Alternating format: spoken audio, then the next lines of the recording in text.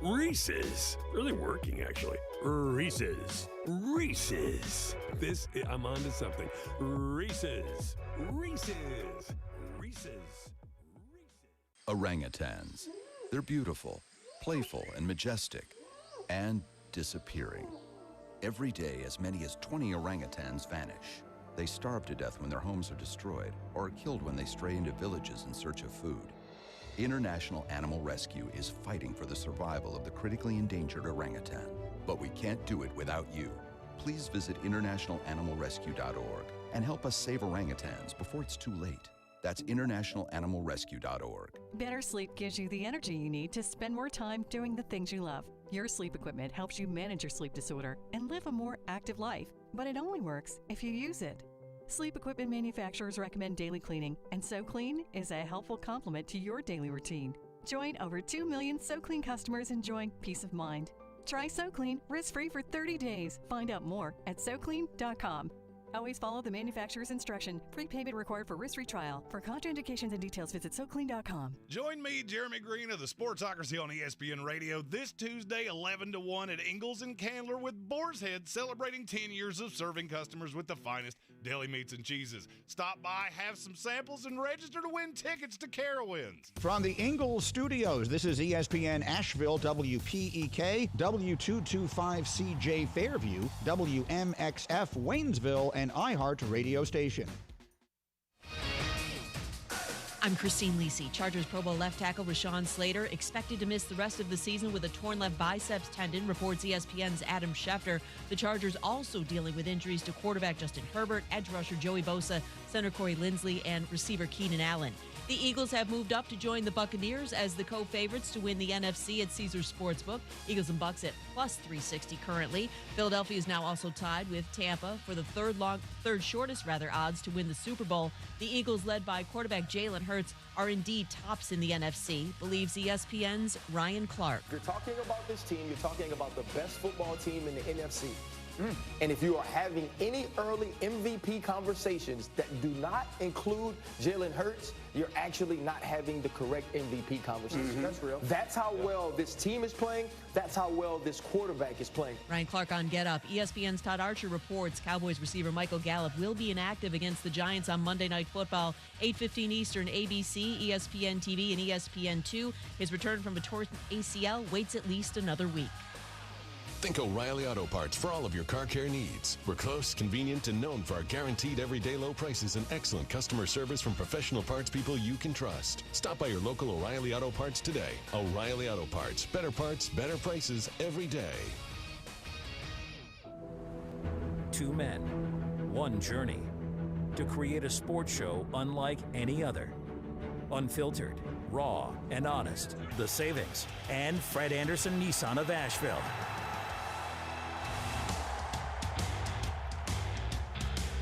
And welcome into the Sportsocracy on ESPN Asheville, 92.9 FM, 880 AM, and 1400. The Sportsocracy heard everywhere on the iHeartRadio app, and we are seen everywhere on YouTube. Just go to thesportsocracy.com, click on that live video link. Don't forget to subscribe to the channel so you could join us in the chat each and every day. You can also, vote in any polls that come up throughout the day. Get those alerts whenever we go live. And man, oh man, oh man. Now, I mean, yesterday was drunk. Just the grossest weekend of football. Well, Saturday was great. Well, Saturday was great. We'll get to college coming up in the 4 o'clock hour. Saturday was fun. Yesterday was intoxicating. Yesterday was fun. I mean, we had two things that have been memes for 20 years happen a second time. Jimmy Garoppolo runs directly out of the back of the end zone. We're not real sure why. He just lost his footing. Then the butt punt. Yeah, the butt punt. And you know what? I'm Dan Orlovsky happy about the butt punt because now I feel like that's a reprieve from the butt fumble. No, it's not. For a while. No, it's not. You know why? Because they won. Exactly. We did not win. Exactly. You lost. They won. Butt punt is far superior to the butt fumble. No, there's no question about it. But yesterday was just gross. And it's one of those weeks that makes you think, what do we really know about the NFL? I know the Buffalo Bills are really, really good. I do know that. I mean, yeah, but... Are you yaying me? But... A team that had 500 yards on the road. They did. They went down to Miami, but they couldn't score. So what does it matter? I mean, you tell me all the time, oh, yards are overrated. Yeah, clearly they are. You got 497 yards of offense to the Dolphins 212. And you lose by 2. Overreaction Monday, let me give you the first one. If you're in any way panicking about the Bills, you're overreacting. Oh, 100%. If you're losing your mind about the Miami Dolphins, you're doing it wrong. You're doing it wrong. It was abundantly clear who the better team was the entire day. I will say this, Buffalo has trouble holding on to the ball. The turnovers we saw week 1 against the Rams didn't have an effect. We saw it this week. This week it cost you a game. They had 4 fumbles in this game. Now, you only lost 1, but those are drive killer plays. And that's it. Your leading rusher should not be Josh Allen. You're going to have to learn how to run the ball. Other than that, I look at it with, if Isaiah McKenzie had not tried to get to the sideline, you'd have been kicking a 57-yard field goal to walk away winners. And nobody would have thought a second thing about it. Instead, you see Ken Dorsey go full Tom Brady. Oh, God, it was great. Hilarious. It was so funny. Always remember when the cameras are on. It's very important. I love the assistant, too, or whoever put their hand over the camera like, oh, we don't want people to see that.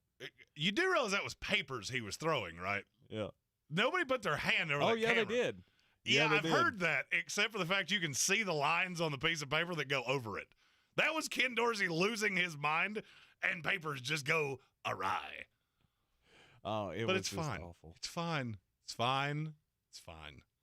Power rankings come out tomorrow. Let me give you a little teaser. Number 1 is still the Buffalo Bills. The Buffalo Bills. Now, there's going to be some spicy. There's going to be some teams at the top 10 that you look at and go, wait, what? You saw the Carolina Panthers finally get a win yesterday. The New Orleans Saints are god-awful. I mean, yikes. But it's bad. It's bad.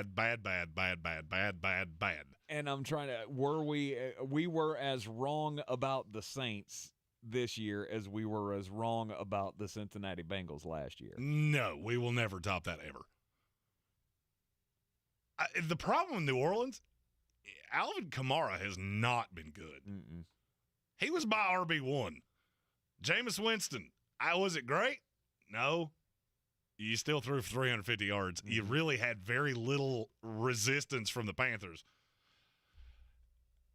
And Carolina wasn't good. No. It's not like you walked away from that going, yeah, Carolina's way better than I thought they were. No, they're still bad too. Yeah. You won a ball game against a bad team. The NFC South is what we thought the NFC East was going to be.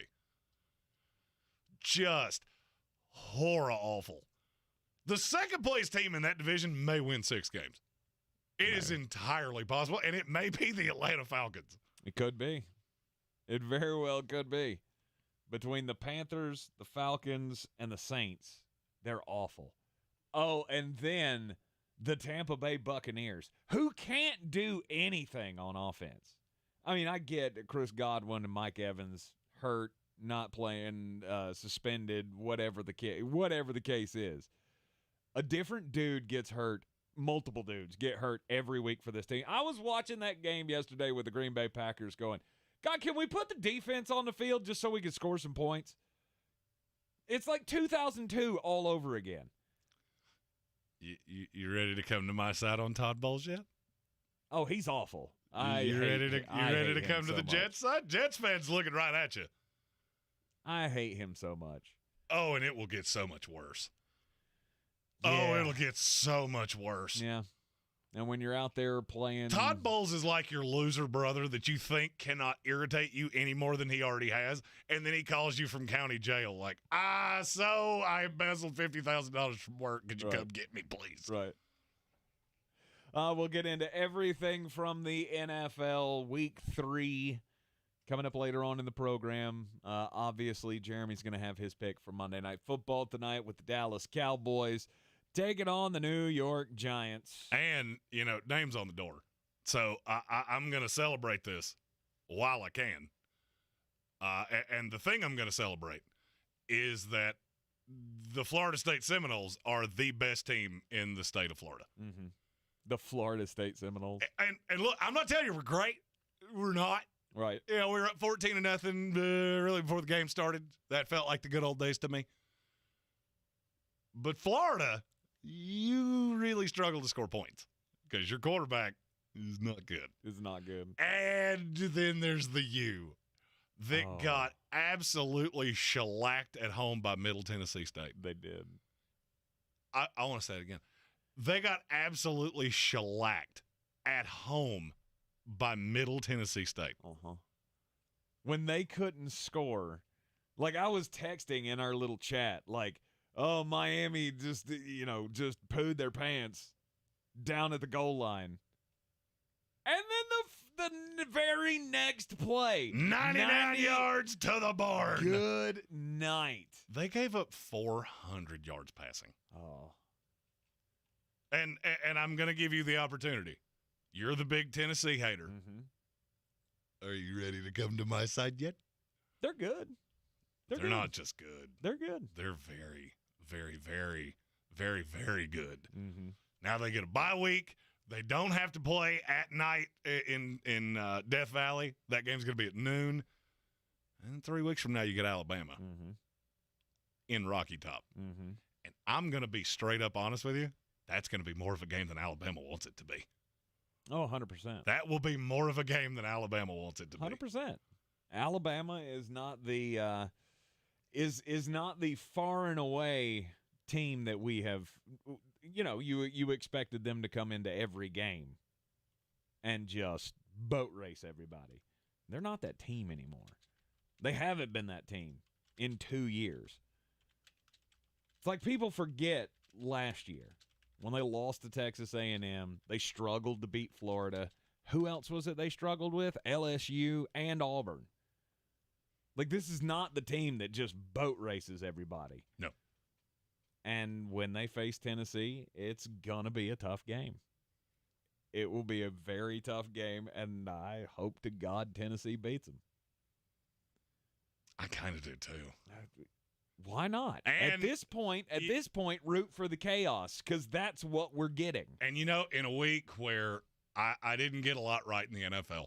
All right, the NFL week didn't go my way. No, it did not. So I'm just going to say that Brent Venables is everything I told you he was, and so much more. So much more. So much more. They could not stop a leaky faucet with every tool on the planet Earth. That is the worst defense I think I've ever seen. Kansas State got to a point where they were calling out, this is what we're doing. You have no shot of stopping us. Set the fullback in motion. Here we go. Yep. You can't touch us. Yep.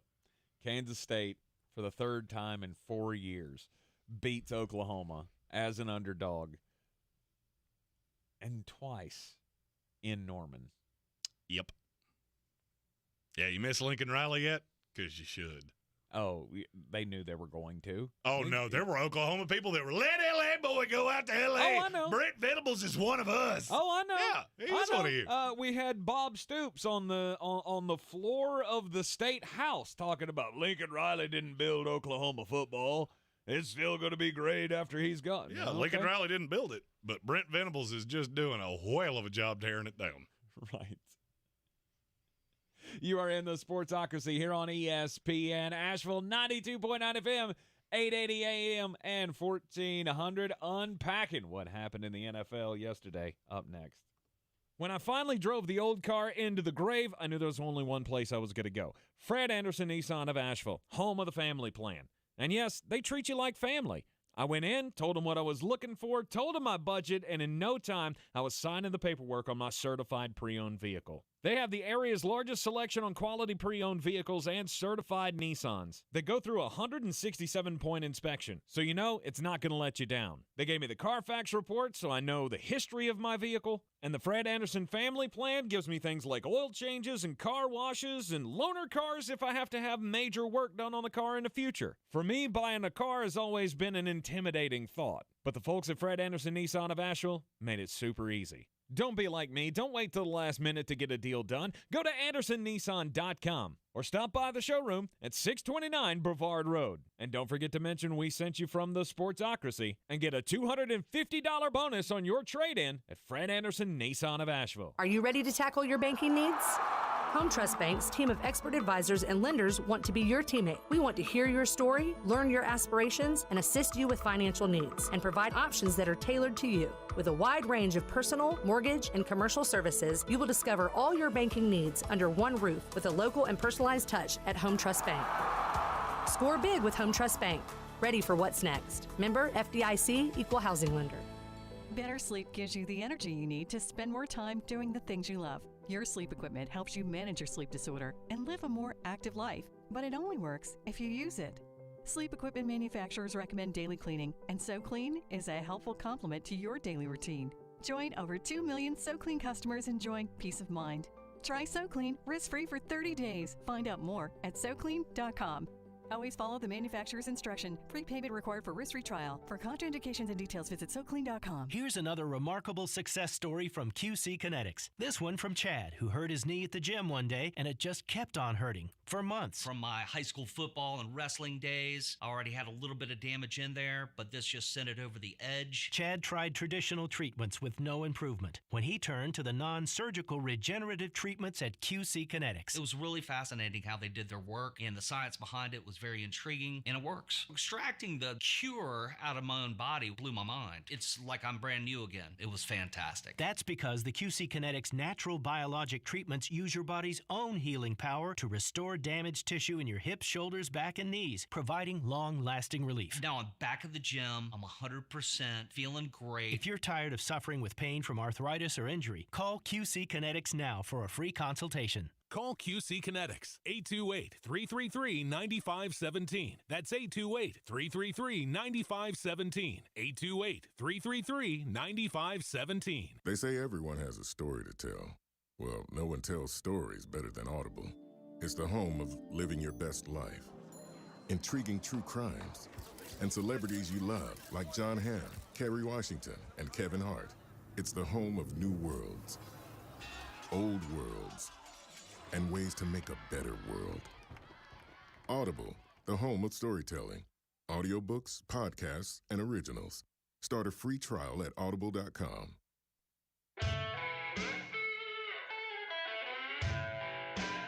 The Sportsocracy. You were just dumber than a bag of hammers. And welcome back into the Sportsocracy. Yesterday, the number one team in the NFL power rankings since the inception of the season lost, despite outgaining the Miami Dolphins by 300 yards. And that's just sometimes weird things happen. Weird things happen. That's all there's to it. Sometimes weird things happen. But if you're expecting me to come in here and go, well, the Miami Dolphins are great. No, they're not. No, they're really they not. actually got pretty well demolished. Buffalo just beat themselves. Mm-hmm. So, I mean, Miami's exactly what I thought they were. They're roughly the 10th, 11th best team in the NFL. Everybody wondered how Tua would follow up that big 500-yard passing day, 6 touchdowns, whatever it was, against the Baltimore Ravens. And it was not anywhere close to that. But we have to talk about the pressing story of the day that everyone is so concerned about. Obviously, because, Tua takes a hit yesterday. He's wobbly getting back up. And the NFLPA has now launched an investigation to see whether or not the concussion protocols were followed on evaluating Tua Tagovailoa, whether or not he should have gone back into the ball game. And here's my question. Why do you care? I've heard this all day long. all these different analysts saying, my mom called me and said, how is Tua going back into the game? Your mom pays way more attention to football than you think she does, if she's asking you that question. Mm-hmm. And I understand exactly what happened. There are two people that actually know what happened, the trainer and Tua. That's it. There's no one else. Tua said it's his back. If it's his back, it's his back. Went back in the game. I don't hear him complaining. No. Did anybody have a gun on him to get him back in this game? Not No. that I'm aware. Then roll on. Move on. End of message. Repeat the line. I get so tired of these stories becoming an issue. Is it an issue to the one that it happened to? No. Then why do you care? Is it affecting you in some way? Did you have the what is your problem? I don't get it. Because we've got to know.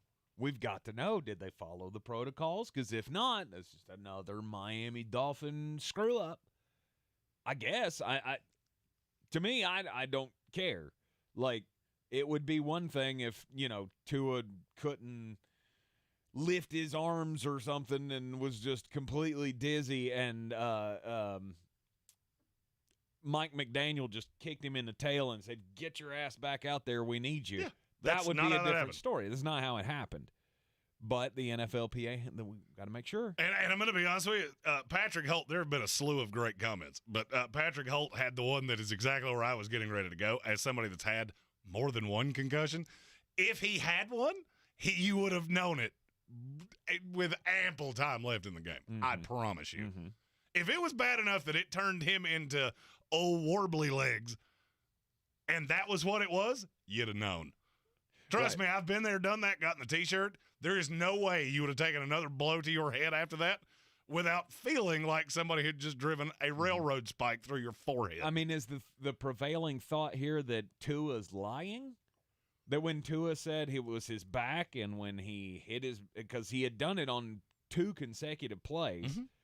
and he took a good shot, hit right on the turf with his back, and said, when I got up, I just kind of gave out on me. It's a back issue, not a head issue. And thanks to Chuck G, the one that said that his mom and his neighbor and the one that walks his dog is Ross Tucker is the one that said that. I'm going to be, and the basic narrative was that, it's such a bad look for the NFL. I'm going to ask, I've been wrong before, frankly, picking games. I was super wrong. So I'll admit it if I'm wrong. Does anybody actually care? Is anybody sitting here going, man, what if something happened to Tua? Or is what I think is actually the case, it's Twitter outrage. Yes, it's Twitter outrage. It's Twitter outrage. It's how does it look to those outside the league? And at the end of the day, the only person that's affected was Tua. Tua came back in, won a game, move on. There's a lot of things to talk about today. The fact that has been such a narrative is infuriating to me. Well, you got to weigh in. You got to let everybody else weigh in. We got to call all these experts, and we got to see what they have to say. And, what's the danger of concussions? And we get to bring it all back up again. All this research that we've done over the years about concussions and the ill effects and CTE and all of that. It's just an opportunity to waste time. Danny Cannell got absolutely deep roasted on Twitter, of which I've come to realize that is the most worthless application on planet Earth. Oh, I thought you were going to say he was the most worthless. Oh, no, I like Danny. He and all. I'll never say anything bad about Danny Cannell. Oh, that's right. I forgot he was a Seminole. But he was talking about a hit in the Syracuse game that was flagged for roughing the passer, flagged for targeting, kid got ejected. And it was none of those things. Mm-hmm. And he basically said this is ruining the game. To a lot of purists like me, it is. It is because I'm not really sure how you're supposed to do anything else.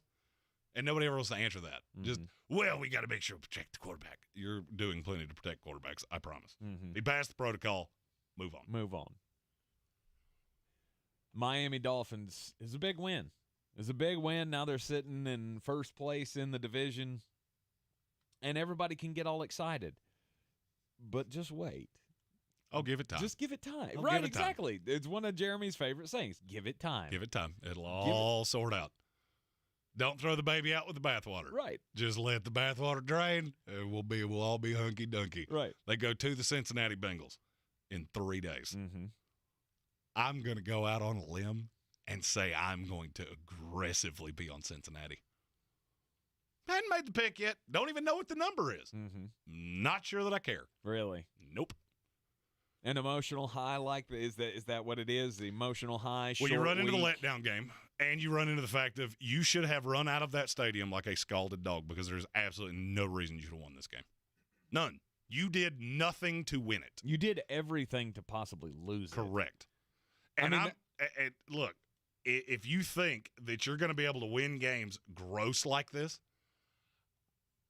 you're not. You're not. Tyreek Hill was largely irrelevant. The running game's not good. Tua didn't look good. None of it really looked good. And that defense, please, God, please keep telling me how good it is. Mm-hmm. When this is the second week in a row they have been completely eviscerated. You just so happen to win it. These are things that are very cyclical. You get a little good luck, a little luck break, little turnover break. Mm-hmm. And then it will. Well, I mean, if a team can force turnovers, I mean that accounts for a lot in winning games. They forced a turnover.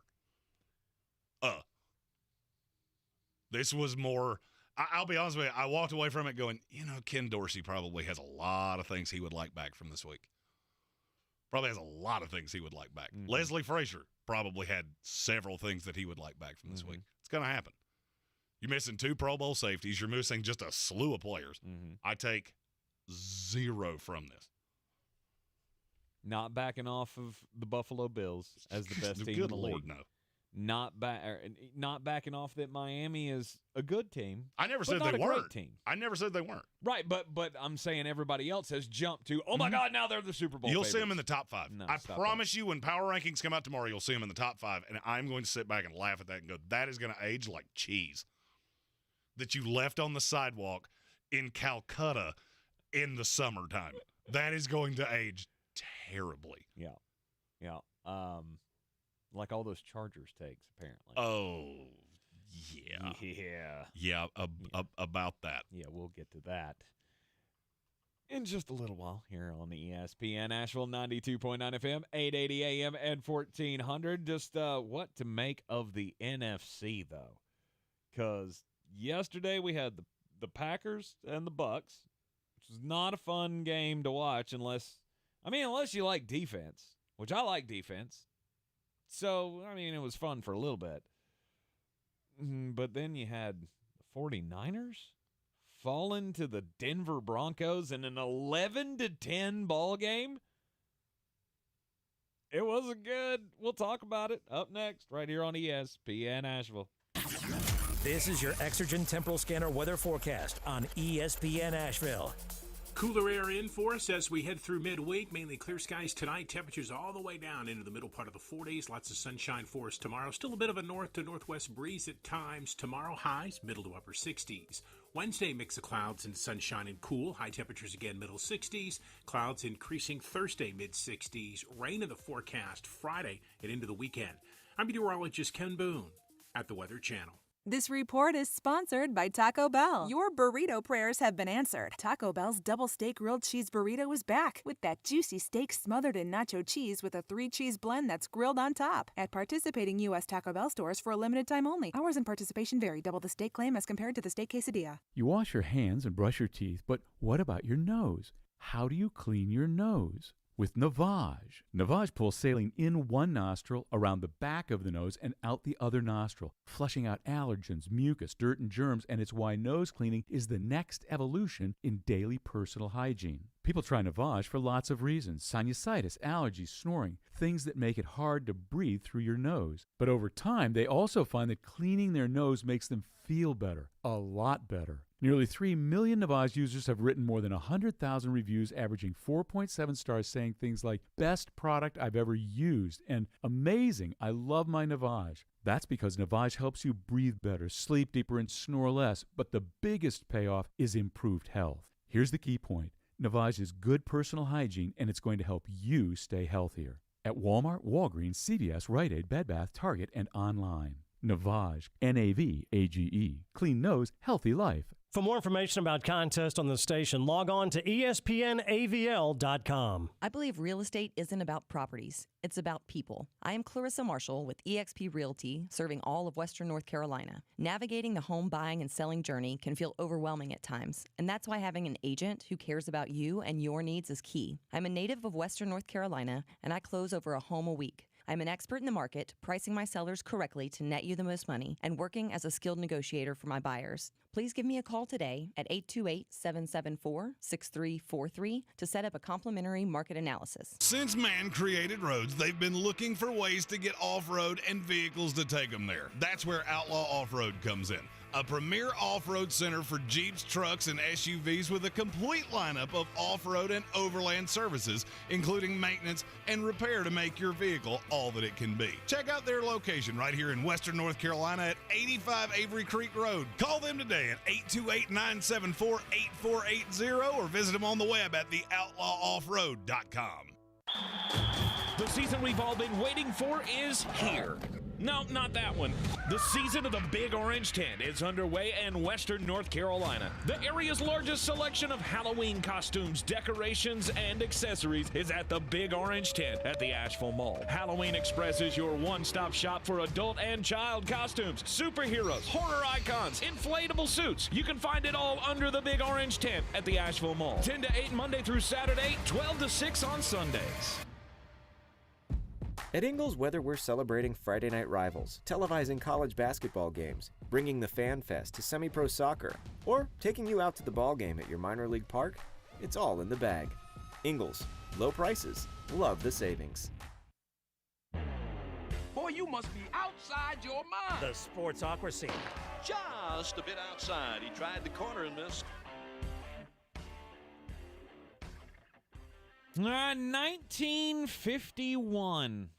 That was an important year because that was the year that the NFL started the Pro Bowl.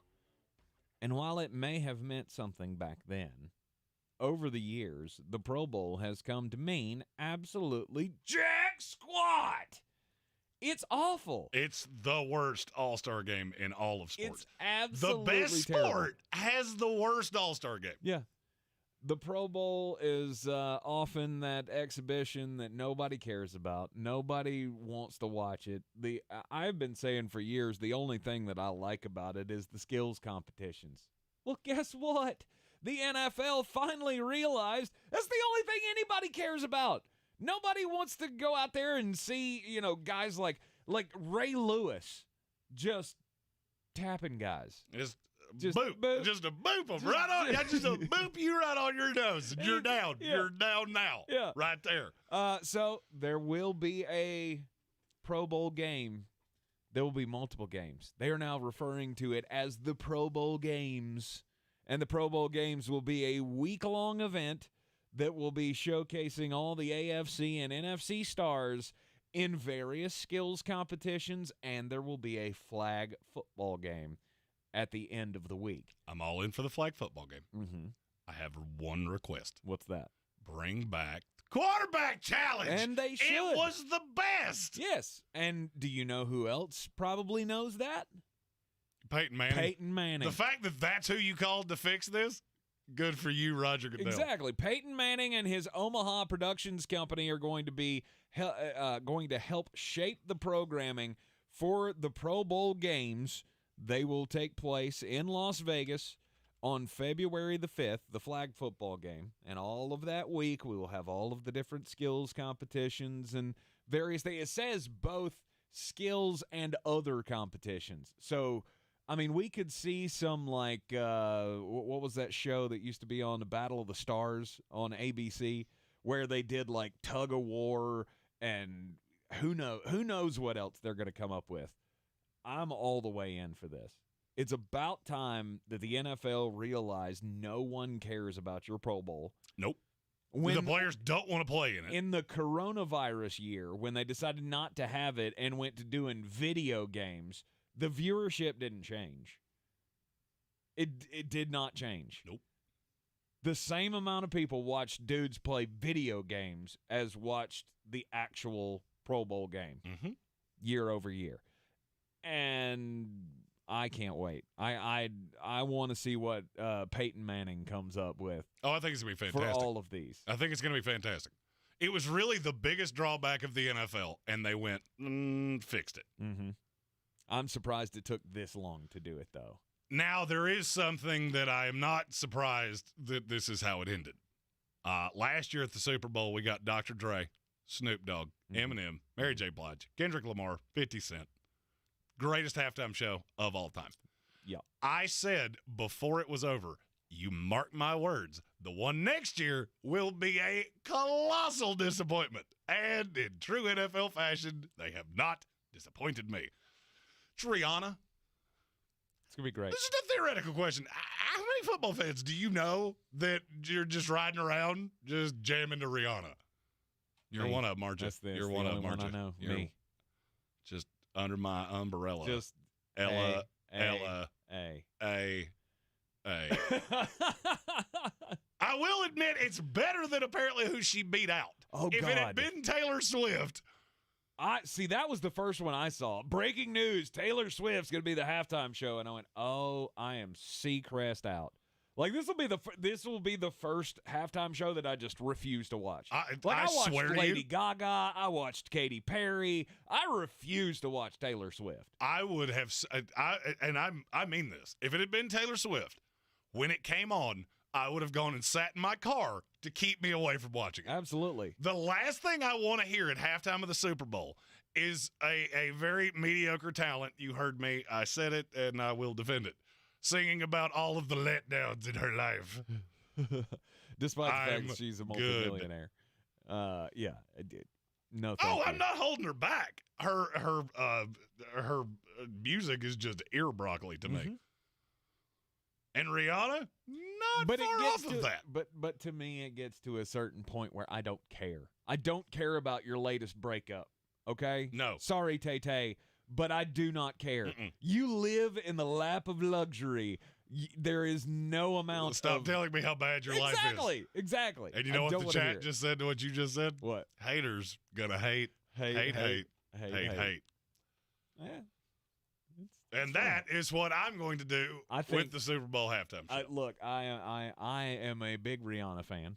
I like her as a person. Have been for a long time. I could not name a song other than Umbrella.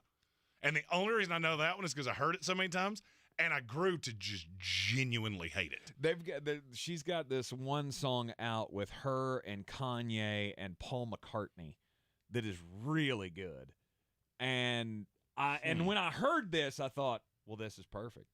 This is the perfect opportunity to get Paul McCartney on the Super Bowl halftime show. And I'll be shocked if they don't. I will be truly shocked if they don't make that happen. Rihanna has so many friends in the business that this could be one of the biggest halftime shows ever. I mean, I don't know that Beyonce is going to let Jay-Z come show up for the thing, but I realize that that's a touchy subject around that household. But I don't know what you're talking about, so I'm going to nod and smile. Really? Pop culture guy. You really surprised that I don't know what you're talking about? I'm just I figured is this at some something point you would know you would have heard the rumors. Is this something about somebody's love life? That Rihanna and Jay-Z had a thing going on the side. I know Jay-Z represents her. That's all I got. Yeah. Rock Nation is her representation. Yeah, I have no clue. So I don't know. But just that fact. There are 3 websites in the world that I do not understand how they still exist. Okay. Deadspin, CNN, and TMZ. I will never understand how any of those 3 things still exist. Who wakes up in the morning and goes, yes, I have to know? Then again, I'm a guy that sits around and reads Wikipedia pages from the 2013 NFL Draft, so maybe I'm not who they're looking to pull in. No, they are definitely not looking for that. I thought it was a much better rebound than the Taylor Swift announcement. A great question in our YouTube comments. Ascendo asked, who would make the worst Super Bowl halftime show ever? Creed. Not even close. Stop. Not even close. You signed me up for Creed right now. You reunite Stapp with Creed, I'll pay to be in the building. Let's go. Let's make that happen. Nickelback can open for them. I don't care. The NFL just decides we're going to try to do everything we can to make you turn off your television during this halftime show. Let's bring out Nickelback and Creed. And my answer to what would be the worst one, it was the Rolling Stones. We've already seen it. Stop that. That was horrid. That was a historical moment, and it was fine. It was not horrid, good. It was not good, but it it was fine. I thought The Who was worse. Also bad. I thought that was the worst one. Also bad. I'm not. That could be worse. You actually may have gotten me there. Yeah, and I was all excited as a classic rock guy. I was super excited to see The Who on the halftime show, and then I went, that's y'all should just quit. Just stop doing that. Just stop doing that. There's a time and a place for everything, and I don't know what the time is or what the place is, but the Super Bowl halftime show is not it for the geriatric reunion show. We get one really good one every 5 years. That's where we're at now. I'm going to disagree with that. What were the last ones? I mean, Rihanna's this year. Yeah. The Dr. Dre Snoop Dogg, that was excellent. Fantastic. It was excellent. The Weeknd's Spins Fest was the year before that. Wasn't great. Shakira and J-Lo, that was fun. Oh, that was the best ever. Maroon 5, Justin Timberlake, Lady Gaga, Coldplay, Katy Perry, Bruno Mars, end of message, repeat the line. They were all good. Stop. They were all good.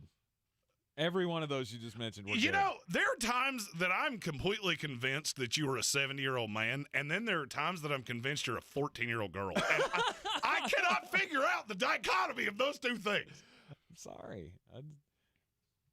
What can I say? I'm a one of a kind. Oh, you make my head hurt sometimes. The Marshall Tucker Band. There you go. That's the worst halftime show ever. I didn't even know they did it. No, they didn't. Oh, okay. I'm just saying I was that about would to say, be. that seems very out of That would character be. for the You NFL. got one original guy just out there that can't sing for nothing. I'm rooting for Luke Combs. You call me a homer. I want a Luke Combs halftime show. I saw him do Thanksgiving in Dallas, and it was phenomenal. I feel like it's only a matter of time.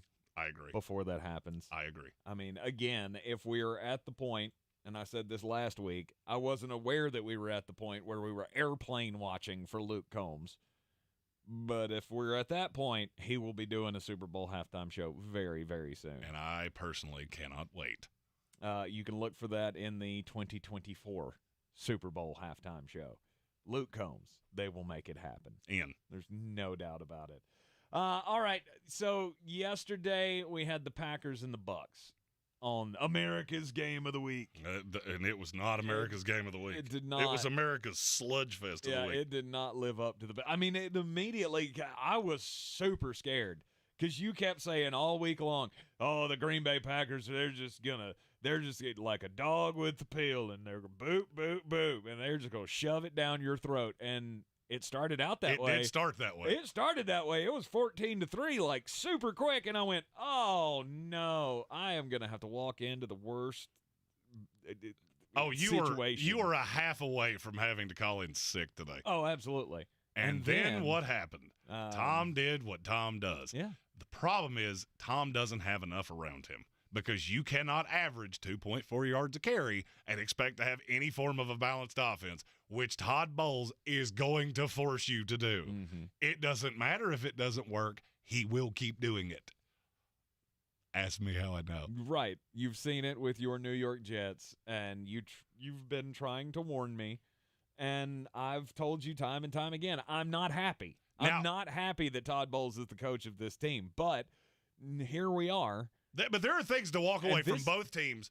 There are things that you should be unsettled about. Mm-hmm. The fact that Green Bay, this game should never have been close. It shouldn't have. Just straight up, this game should never have been close. Mm-hmm. That would be unsettling if I'm a Packers fan. Now, the encouraging part is Romeo Doubs, he a dog. Yeah. I tried to tell you. Yeah. And so I think now you've gotten to the point where Doubs and Lazard are two receivers that Aaron trusts.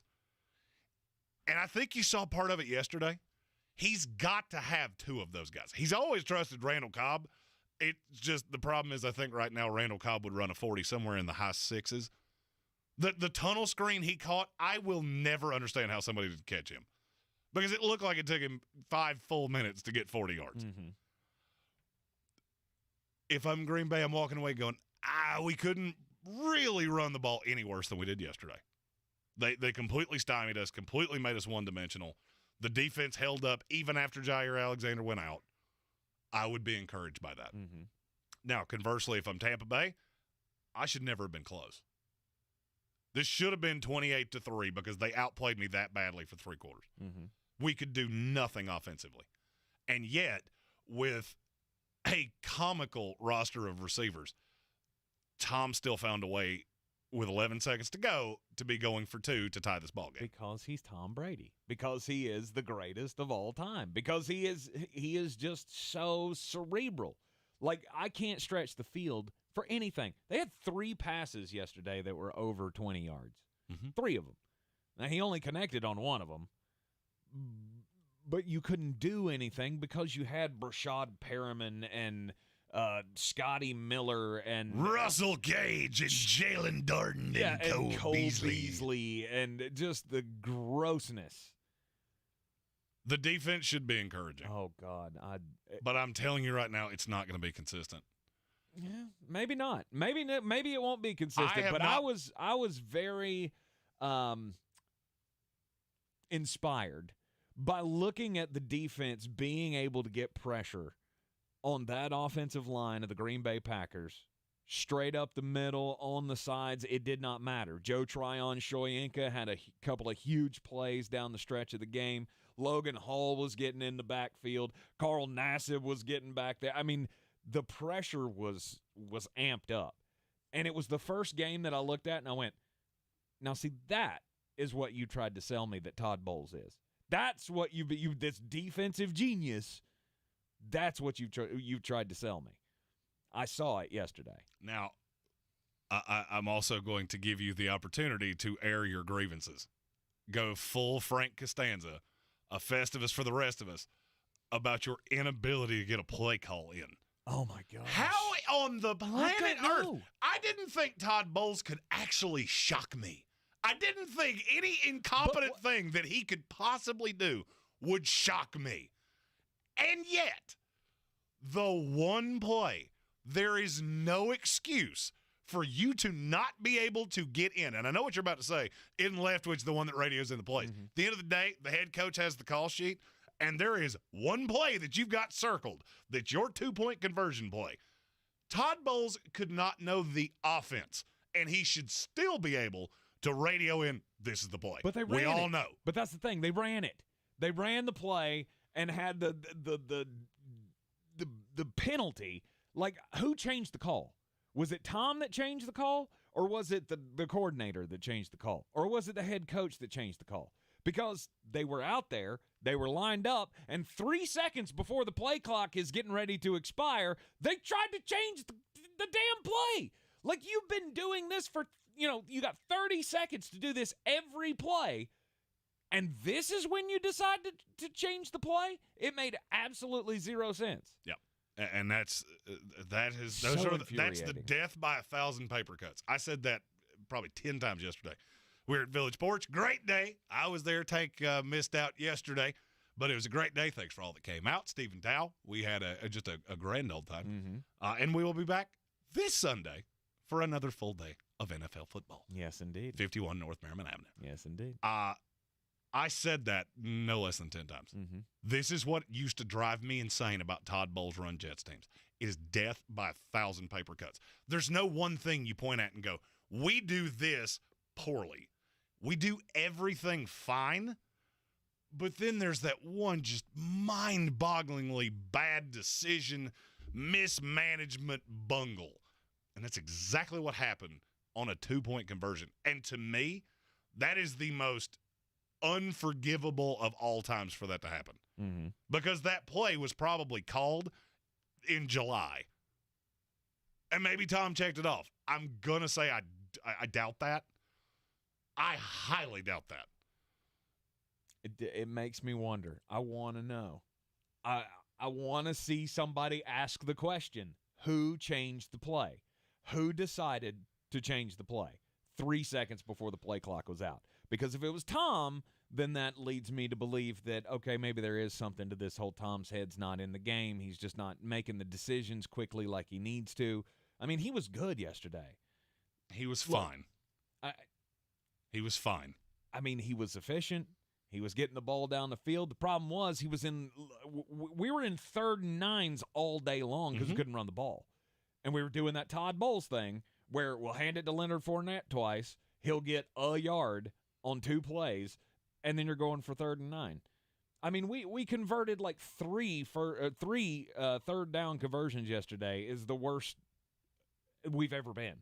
And the thing that I look at is now this week you take on a Kansas City team that not only are they better than you, they're probably a little perturbed. And I think that goes a long way to telling us who both of those teams are. If Kansas City can go in and beat Tampa Bay at home, that tells me a lot about who you are and where you are in the pantheon of the AFC. Tampa Bay, if you can take an L at home in conference, come back a week later and beat a team at home that you really have no right to beat. Kansas City's better than you. I don't think anybody would disagree with me on that, in spite of what happened yesterday. Good teams find ways to win games like this. On the offensive side, they're better than us. They're better than you, period. But this is a game that good teams, championship teams, win. At home, you beat teams that are better than you. And I think it's the game of the week this week. Yep. And for once, it's one of the primetime games. That's right. Sunday night football this week means it's going to be a late night for me on Sunday. Instead of the eye broccoli that was last night. 11-10. It was awful. And how about Russ? Boy, he can cook, can't he? I think we need to burn that restaurant to the ground. You're in the Sportsocracy here on ESPN Asheville. Are you ready to tackle your banking needs? Home Trust Bank's team of expert advisors and lenders want to be your teammate. We want to hear your story, learn your aspirations, and assist you with financial needs, and provide options that are tailored to you. With a wide range of personal, mortgage, and commercial services, you will discover all your banking needs under one roof with a local and personalized touch at Home Trust Bank. Score big with Home Trust Bank. Ready for what's next. Member FDIC, Equal Housing Lender. I'm in the prime of my life right now. Or at least I feel like I'm in the prime of my life. I mean, I did just turn 40. And this is when your body's supposed to fall apart and all of that. But because I've lost 90 pounds since Thanksgiving of last year with the PhD weight loss program, I'm in the best shape of my adult life. I'm wearing clothes that are size large, which I haven't been doing since middle school. In fact, my mom found a whole bunch of my clothes in her attic that I can now wear from middle school. It has been an amazing journey with the PhD weight loss program, and I know that their healthy program has taught me lessons that I will be able to keep this weight off for good. Dr. Ashley Lucas has got the plan for you to reverse the symptoms of things like type 2 diabetes and sleep apnea and all the things that being overweight brings you. Just go to myphdweightloss.com. PhD Weight Loss is the official weight loss program of the Clemson Tigers and their fans. The Honest Truly Calming Collection is our must-have for Hazy's nighttime routine. The tear-free shampoo body wash and moisturizing conditioner help make bath time easy. The Truly Calming face and body lotion nourishes his delicate skin throughout the night. Honest overnight diapers keep leaks on lock for up to 12 hours, so we can both get a good night's sleep. For sweet dreams, end your kiddo's day with the Honest Truly Calming Collection. This is Loyalty Lab Interview 6. Subject, grandmother's loyalty. Margie, what do you do when your grandson misbehaves? Angels don't misbehave. Here we study the most loyal, like you and... Oh, there goes the lamp. Shouldn't have put it there. Shell and the Fuel Rewards program has our members' backs, too. It's super easy to save on every gallon. Loyal, just like how you acted like that wasn't his fault. Someone should clean that up before he gets hurt. Yes! Loyal, just like that. 10 years of FR.com. Terms and conditions apply. On the battlefield, there's a saying America's military men and women live by. Never leave a fallen warrior behind. Ever. Off the battlefield, Wounded Warrior Project operates with the same goal. Wounded Warrior Project was created to help our men and women returning home with the scars of war, whether those scars are physical or mental. Wounded Warrior Project. We never leave a fallen warrior behind. Ever. Learn more about what we do at woundedwarriorproject.org. Hurry into the Energy Savings Event at Lowe's. Save energy and save money on select major appliances, including Whirlpool energy-efficient appliances. You can also save with the smart thermostat. Right now, select Google Nest Learning thermostats are $60 off. Plus, find other great energy-saving items throughout the store and check your eligibility for rebates in your area to save even more. Don't miss the Energy Savings Event at Lowe's. Selection varies by location. Exclusions apply. Visit Lowe's.com for details. Valid through 9/28.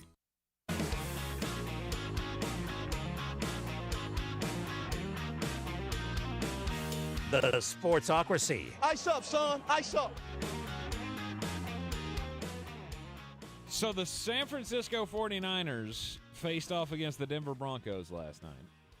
And I was really excited to see Jimmy Garoppolo back under center.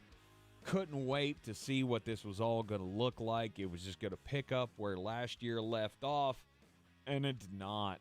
It did not. There was some major rust on Jimmy G and the whole process for the San Francisco 49ers. And well, I think something needs to be said that the defense of the Broncos is probably better than I've given it credit for. And I've been trying to tell you that, is that these guys are good. They can get pressure. They play really good in the secondary, and they're going to be able to be a problem to most teams in the NFL. The problem comes in with the offense. Because the offense looks awful. Genuinely awful. And I don't know what it is. And these guys were open. It was not from a schematic thing. You had guys running wide open at times last night. Mm-hmm. Russ can't get him the ball. They can't block. Got hit, so he sacked 4 times. I think he got hit 11 times last night. And this goes back to what I said when he got traded to Denver. This is Seattle with a much cooler-looking uniform. Mm-hmm. That's it. That is the only difference between where he came from and where he is now. Now, I do think the pass rush is a little better with Chubb and Randy Gregory. If those two can stay healthy, Pat Surtain is very talented in the secondary. But offensively, I don't know that this is fixable. You're averaging 3 yards a carry, and you have 2 really good running backs. Mm-hmm. I get San Francisco's a good defense. I understand that.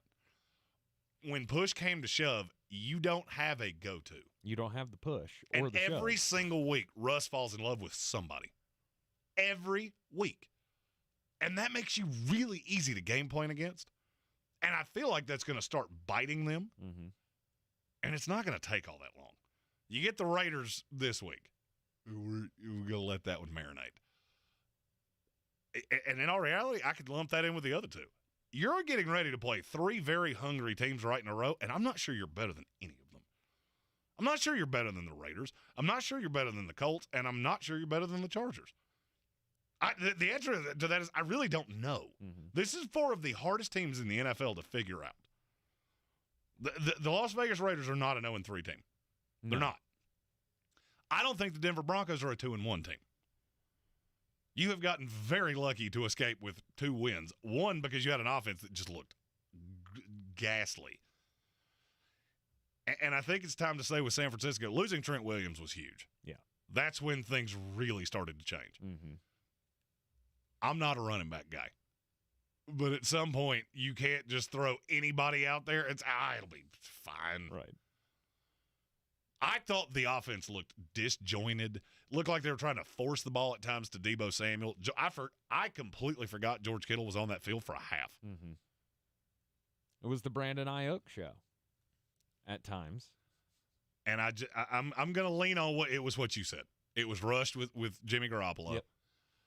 And it will get better from here. Yeah, there was. I'm not jumping off on the 49ers, even though they're 1-2. There was no off season. There was no meetings or anything like Jimmy wasn't around for any of that stuff. And so it's gonna take time for it to really kick in. Like I said, I thought they would just pick up where they left off last year, but there's a little bit more to it than that. Was very fortuitous though that Jimmy G on the pick 6 steps out of the back of the end zone for a safety. Still gave you a chance. The final score would have been much worse had you not taken the safety. So I guess there's that. You're in the Sportsocracy here on ESPN. Asheville Sports Center Update is next. This is your Exergen Temporal Scanner weather forecast on ESPN Asheville. Cooler air in for us as we head through midweek. Mainly clear skies tonight. Temperatures all the way down into the middle part of the 40s. Lots of sunshine for us tomorrow. Still a bit of a north to northwest breeze at times. Tomorrow highs middle to upper 60s. Wednesday mix of clouds and sunshine and cool. High temperatures again middle 60s. Clouds increasing Thursday mid 60s. Rain in the forecast Friday and into the weekend.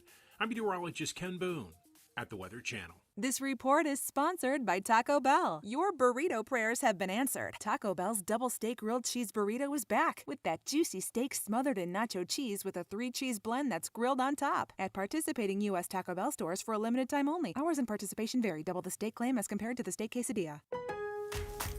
Hurry into the Energy Savings Event at Lowe's. Save energy and save money on select major appliances, including Whirlpool energy efficient appliances. You can also save with a smart thermostat.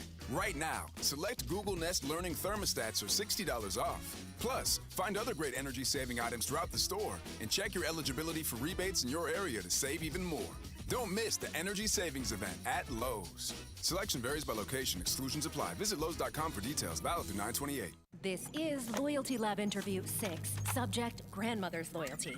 Margie, what do you do when your grandson misbehaves? Angels don't misbehave. Here we study the most loyal, like you and... Oh, there goes the lamp. Shouldn't have put it there. Shell and the Fuel Rewards program has our members' backs, too. It's super easy to save on every gallon. Loyal, just like how you acted like that wasn't his fault. Someone should clean that up before he gets hurt. Yes! Loyal, just like that. 10 years of FR.com. Terms and conditions apply. From the Ingles Studios, this is ESPN Asheville, WPEK, W225CJ Fairview, WMXF Waynesville, and iHeart radio station. I'm Christine Lisi. The Cowboys again will be without receiver Michael Gallup against the Giants on Monday Night Football, 8:15 Eastern, ABC, ESPN TV, and ESPN2. ESPN's Todd Archer reports Gallup will be inactive tonight. His return from a torn ACL will wait one more week. The Buccaneers now have some company as the co-favorites to win the NFC at Caesars Sportsbook. The Eagles, Sportsbook listing them at both plus 360 odds. Tampa and Philly now tied with the third shortest odds to win the Super Bowl as well, behind Buffalo and Kansas City. Despite losing to the Dolphins yesterday, the 2-1 Bills still tops in the league, believes ESPN's Rex Ryan. The Buffalo Bills are clearly the best team, and not only in the East, but in the entire league. Look, this team got destroyed in the game everywhere but the scoreboard. Right. And when I look at this, they had 200 yards of total offense. Miami did. Miami did. Mm-hmm. That's right, with 6 starters out on the Buffalo Bills defense. From ESPN's Adam Schefter, Chargers left tackle Rashawn Slater expected to miss the rest of the season with a torn left biceps tendon. It is a significant loss for an LA team dealing with several other injuries. As the leagues change, leave the hiring to Indeed. Their all-in-one hiring platform helps you attract, interview, and hire candidates, all from one place. And Indeed's interview tool lets you schedule and conduct virtual interviews right from their website. Visit Indeed.com/credit. He's a degenerate gambler. You are a smelly pirate hooker. And he's cheaper than oxygen. He's useless. But somehow, they make it work. Jeremy Greene, Tank Spencer. There's no holding back in the Sportsocracy. Presented by Ingles Supermarkets and Fred Anderson Nissan of Asheville. And welcome back into the Sportsocracy here on ESPN Asheville 92.9 FM, 880 AM, and 1400. I'm Tank Spencer. Jeremy Greene is here as well. And you can hear the Sportsocracy everywhere on the iHeartRadio app. See us everywhere on YouTube. Just go to thesportsocracy.com, click on that live video link. Don't forget to subscribe to the channel so you can join us in the chat, which is quite hilarious today. I'm enjoying it. I love all of the Russ's cooking tips. The Russ's cooking tips are fantastic. Russ eats bagels with butter. Russ goes to Waffle House and orders orange juice. Oh, there's only one acceptable beverage at Waffle House. It's their coffee that they make with pure hatred. You can get beer at some Waffle Houses now, too. That's dangerous. And you know what? I am a fan of domestic lights, no matter where they come from, except at Waffle House. Russ drinks unsweet Kool-Aid. Does anybody actually do that? I thought sugar was in Kool-Aid. No. You have to add sugar? No, you have to add sugar to the Kool-Aid. I'm not a huge Kool-Aid person. I like it. I just don't ever make it. Russ eats celery plain. Somebody said Russ puts ketchup on steak, and, well, so do I. Yeah, somebody also said Russ puts mayonnaise on French fries, and that's Tank does glorious. that. Yeah, that's Tank does glorious. that. I don't know why anyone wouldn't, but because it's gross. No, it's awesome. It's awesome. You mix it with the ketchup and make wild sauce. That's what we call it in our house. Oof. And it's delicious. Speaking of wild sauce, this is the time of the program every Monday morning that we talk about the fact that Baker Mayfield is bad at football. Yeah, he's not good. He's not good. The Carolina Panthers, though, despite their bad quarterback play, did come out with a win yesterday over the New Orleans Saints. And 22-14. Congratulations. You Good just job. beat the Saints, the All worst right. team in the division. We told you before the year that you were going to have 5 wins, and all right, there's one of them. We got Let's one. go. We got one. Let's go. Let's go. Laviska Shenault. How about him? Put him in. That's why you went and got him. That's right. But at the end of the day, did it change anything you believe about Carolina? No, it didn't. No. Because you beat a team. Minus that one, the one broken play to Laviska Shenault where he breaks the tackle and just nobody's there. Mm-hmm. Baker Mayfield threw for 103 yards. He was 11 of 24 for 103 yards. Would you like to hear the list of quarterbacks in the NFL with a lower QBR than Baker Mayfield? I would love to. Would you like to hear it again? Oh, I was hoping that was going to take a while. In a league with Davis Mills and Justin Fields, who I think they're allowing Justin Fields to throw like 9 passes a week. He's worse than that. Mm-hmm. And I'm going to say this. I've said it before, and I will say it again. Sam Darnold comes back in a few weeks, and he should be the starting quarterback of this team.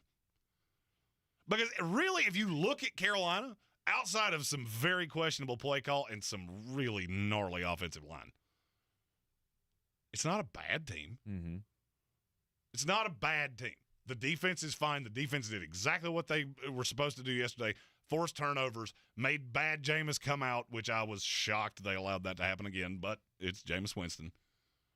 You did everything you were supposed to. Mm-hmm. And at the end of the day, that is a game that you could very easily have lost because you have a non-NFL quarterback under center for you. He does not belong in this league, and I've said it for 4 solid years. I've never come off of it. It's never changed, and it's never not been true. Mm-hmm. He's not good. This offense isn't good. Your coaches aren't good. Yes, somebody put it in the chat. Hashtag fire Matt Rule. Yeah, should have done it in the offseason. It's a little late for that now. Yeah, because now you're stuck with Ben McAdoo, mm-hmm. who I swear to you is getting bigger by the minute. I think every time they put a camera on him, he gains 10 pounds. Maybe so. He genuinely looks like he's going to explode. Well, I mean, depression eating is a real thing. I guess. And if you were the offensive coordinator of the Carolina Panthers, wouldn't you be a little depressed? You mean this is what I have to work with today? I mean, it's like working at McDonald's and ending up with the 16-year-olds. You've got a shift. You're the manager of the shift, and all you got is 16-year-olds who don't know anything but TikTok. Like, yay, this is fun. I enjoy my job. At Sports Tank ESPN. I'm just saying. I mean, it could be any fast food restaurant. I'm not trying to pick on McDonald's. That's the first one that came to my mind. It's awful. He had 12 first downs. And I walked away from this going, yeah, yikes. New Orleans is not good either. No. And it's time. I know Dennis Allen said he is committed. I'm not so sure we were so wrong. Oh, come on. What is the difference between these two teams? Be really honest with yourself. Carolina Panthers, New Orleans Saints, right now, what is the difference? I don't know. There's not one. Okay. You're the same exact team. You're living on your defense that stays in bad situations constantly. Mm-hmm. They gave up 293 yards. Carolina had 12 first downs yesterday. Defense did its job. Mm-hmm. Problem is, Jameis Winston turned it over 3 times. That was the only difference in this game. But in our prognostications before the season started, we were talking about the Saints possibly winning this And division. I think they can. Really? You have to do one thing. Jameis Winston has to go bye-bye. It's not going to be fixed. Andrew Dalton's going to be the quarterback that can lead them to the championship? Hear me out. Okay. I'm not saying that Jameis Winston is not a more talented passer. The problem is He doesn't fit what Dennis Allen wants to do at all. I had this problem in the offseason. I just thought Dennis Allen would have him reined in to such a point that you didn't see this. You didn't see throwing into triple coverage constantly. You know who doesn't do that? Andrew Dalton doesn't do that. Is it going to make your offense rudimentary at best? Absolutely it is. But really all you have to do is stay out of your own way. That's all you have to do. And look at the schedule moving forward. There's a lot of Seahawks, Bengals that I don't know exactly what they are, the Cardinals who looked awful yesterday. There's a lot of that. I need a quarterback that's not going to turn the ball over. And that's not Jameis Winston, and it's never going to be.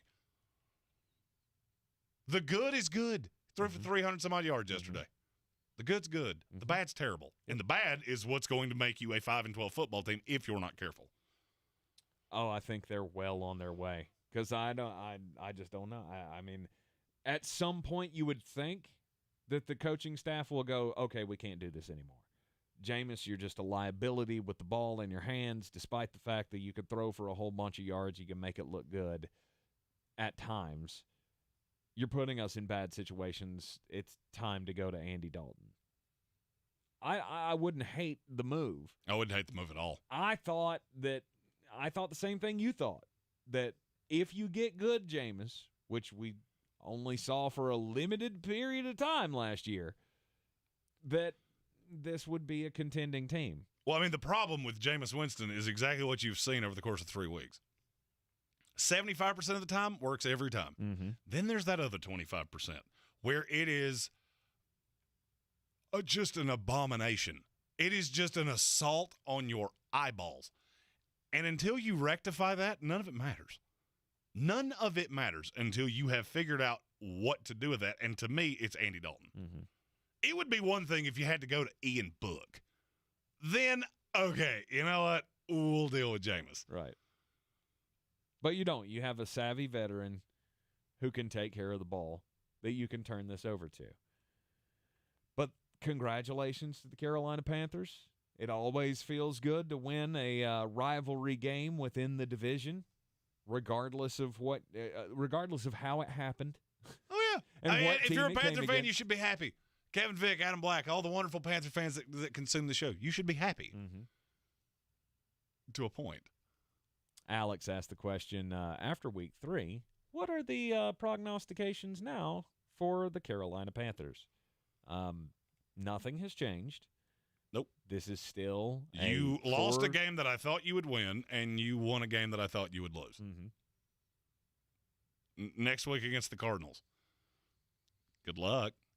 I've already seen 2 people say, we're going to beat the Cardinals next week. Okay. All right. How exactly do you plan on doing that? Well, I mean, if you can do what the Rams did to them yesterday, then yeah, you got a shot. The problem is that I don't think you can, because Kyler Murray is not going to turn it over 3 times. I mean, they're killed at receiver too. It's not an unwinnable game. And after that, you go 49ers at the Rams, Bucks. Yay. At the Falcons. That's a winnable game. They're better than you. I hate to tell you that, but they are.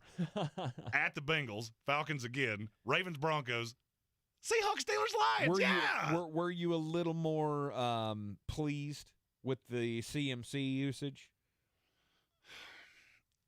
In a way, it just all looks so disjointed. I don't like seeing him have 25 carries in any game ever. I really would love for his name went right out of my head.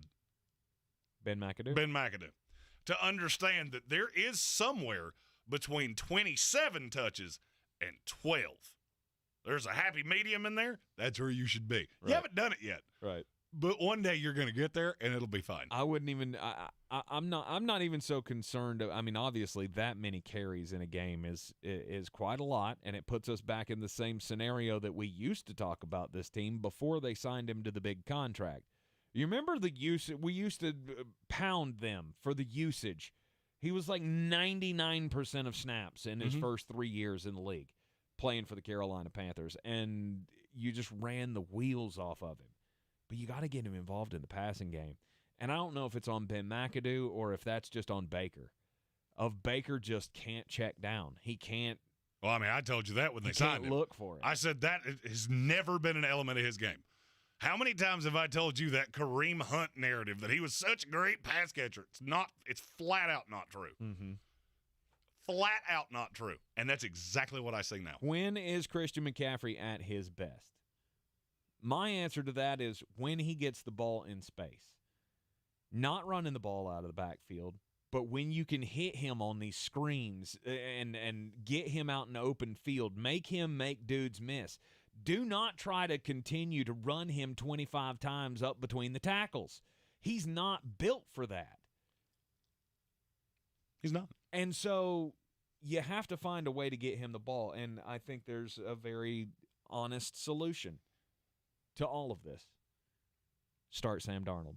That's no doubt. As soon as Sam Darnold is available, he will be the starter of the Carolina Panthers. And I told you so. There has never been a player in the history of the NFL that I have been more just bumfuzzled at. How are you not seeing this? I'll never get it. I've watched every snap the man has taken in this league. I could count without getting to my toes how many I ever went NFL football player. Is he great? No. Is he serviceable? No. Sometimes. He's the worst quarterback in the NFL. He is the worst quarterback in the NFL. That is not an opinion. That is a statistical fact. Sam Darnold? Oh, I was talking about Sam. I was talking about Baker Mayfield. Oh, okay. I was talking about Sam. Is he great? No. Is he serviceable? Yeah, sometimes. But he's somewhat mobile. And Kevin Vick asked in the comments, so when Darnold does come back, what does it do to the expectations of the Panthers? There's one big question. Is Ben McAdoo going to figure out how to actually allocate your resources on the offense? Robbie Anderson and DJ Moore combined for 2 catches for 16 yards yesterday. You hit a big old biggin with Laviska Shenault and had a defensive touchdown. Mm-hmm. That's what you had to have. Ben McAdoo had nothing to do with that. Now, with Darnold being a little more mobile, that gives me a hope based on what I have seen of McAdoo in the past, because that's something he wants to do, and Baker's just Seacrest out. You saw it in the preseason. They want to have an element of that RPO. Baker Mayfield is not qualified. He's not, and he doesn't want to be. All right, before we take the break here, we got to answer this question from Adam Black, because it's going to explode if we don't answer it, or if you don't answer it. When is the time, or are we already there, where you're backing off Alvin Kamara in fantasy football? RELAX. It's all part of the plan. I'll be honest with Kamara, I think he is still a little dinged up. He looks very rusty. And I'll be honest with you, they're just letting Jameis throw. That's 3 games now I've watched the Saints, and every team I've seen them play went, well, Kamara's not going to beat us. I'll allow Jameis Winston to come out here and throw it all over the yard. And maybe he beats us, maybe he doesn't. I know Kamara can. Jameis may beat himself. And my not actually related cousin Colin Greene was asking for this for Pete Carmichael, aimed at, I'm going to assume, the usage on Alvin Kamara and the fact that you've thrown 40 bajillion times. Run the damn ball! You're in the Sportsocracy here on ESPN Asheville. This is your time saver traffic on the new ESPN Asheville. Traffic is slow 26 westbound between Airport Road and the Blue Ridge Parkway. 40 westbound slow between the Smoky Park Highway and George's Branch Road. Smoky Park Highway southbound approaching Sand Hill Road is slow. Brevard Road northbound near Avery Creek is stop and go approaching Clayton Road and continuing to the Blue Ridge Parkway. Sweeten Creek Road north and southbound approaching Mills Gap Road is slow. Hendersonville Road, no incidents. An accident reported on Broadway Street near W.T. Weaver Boulevard. I'm Lyndon Fuel with your Time Saver Traffic.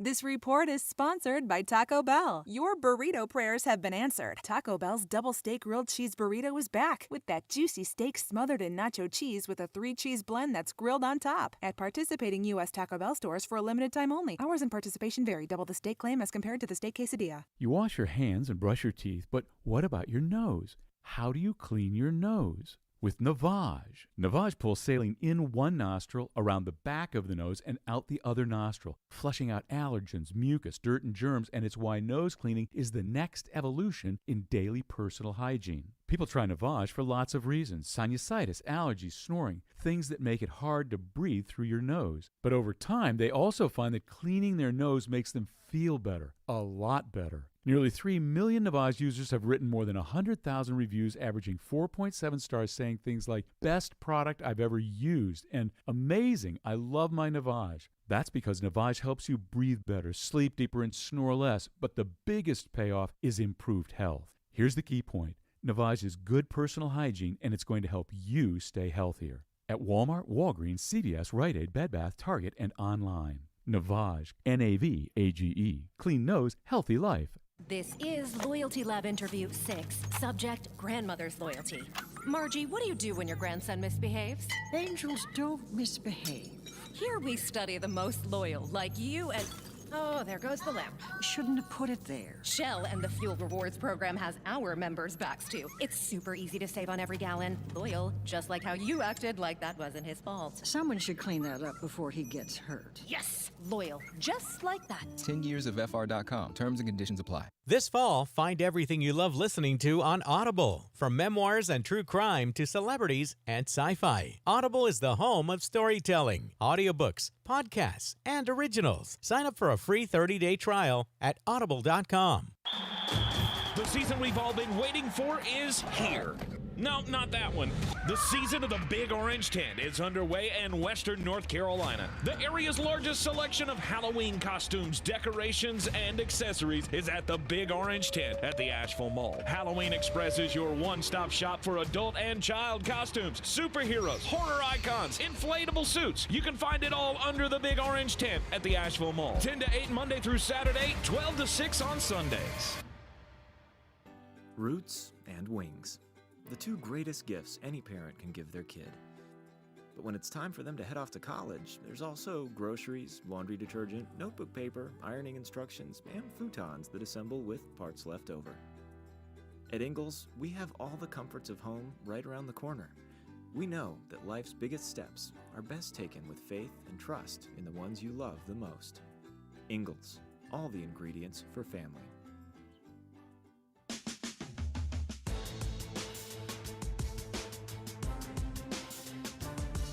The Sportsocracy. The ceiling is the roof. Let's make it happen. Let's keep moving forward. How about them Tar Heels, by the way? Oh, yeah. Jeez. Man. Jeez. How does Phil Longo still have a job?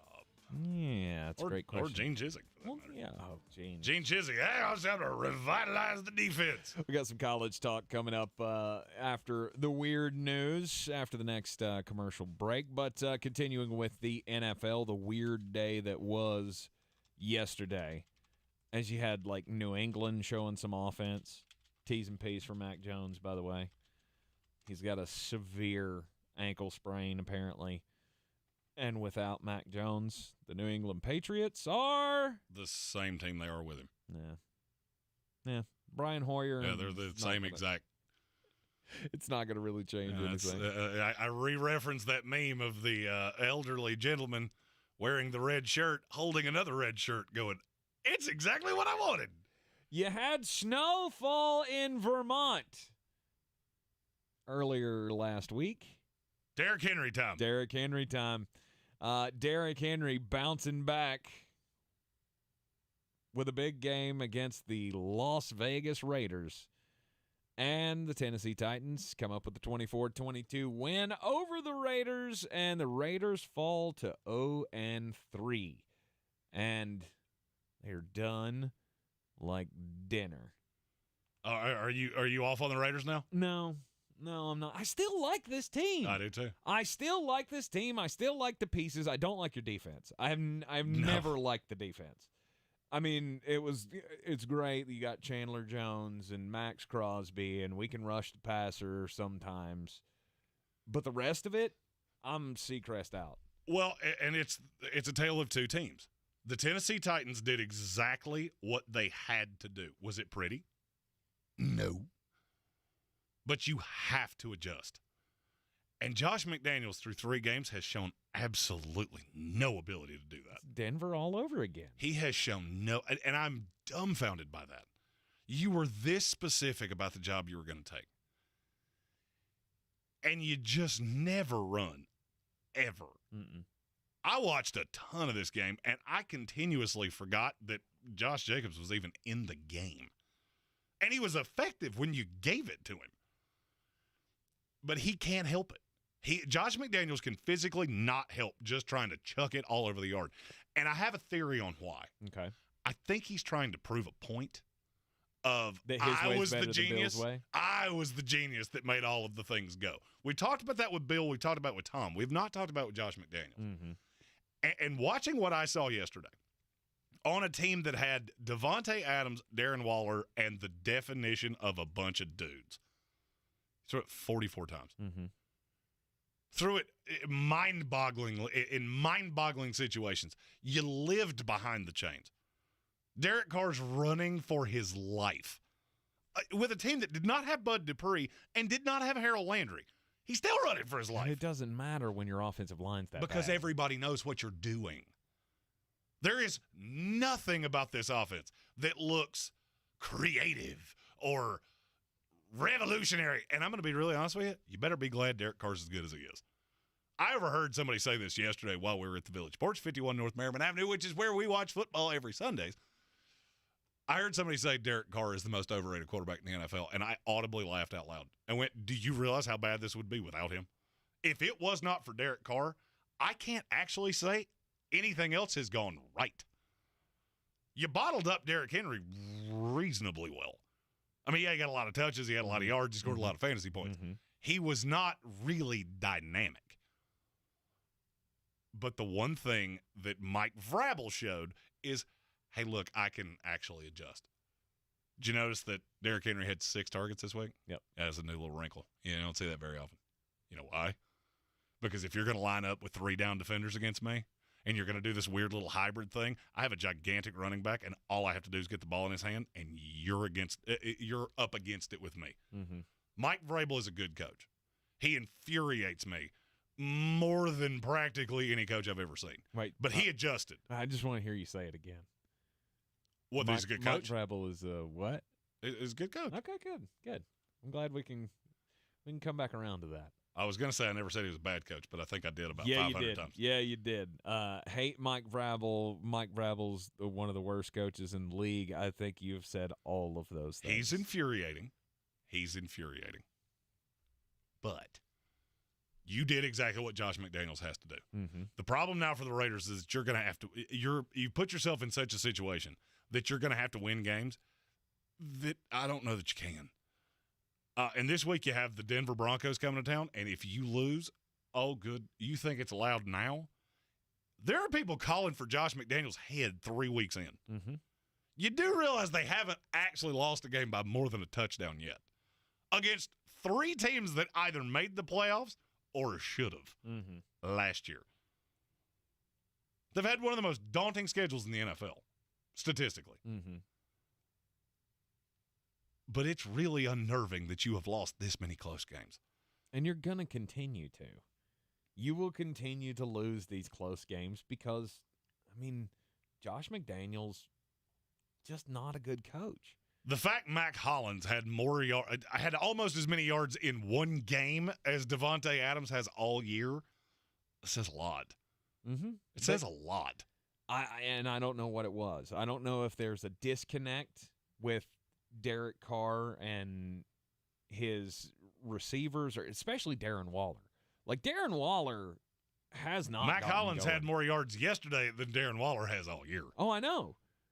But what I'm saying is like there doesn't seem to be any connection there, much of a connection there at all. It's just disjointed. Every bit of it looks disjointed. And Josh McDaniels is going to have to do the one thing that he doesn't want to do. Sorry to go Joker again, but that's the one rule you're going to have to break. Mm-hmm. You're going to have to run the ball. Okay, Josh? Go ahead. Run the damn ball!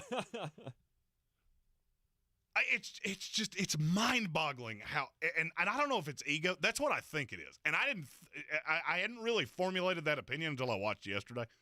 Just go, how are you going to keep doing the same thing with the same result and you don't understand how it's not working, in spite of the fact that the run is actually working for you. You put Derek Carr in bad situations behind a bad offensive line. This is coaching 101. If your line's bad, what do you have to do?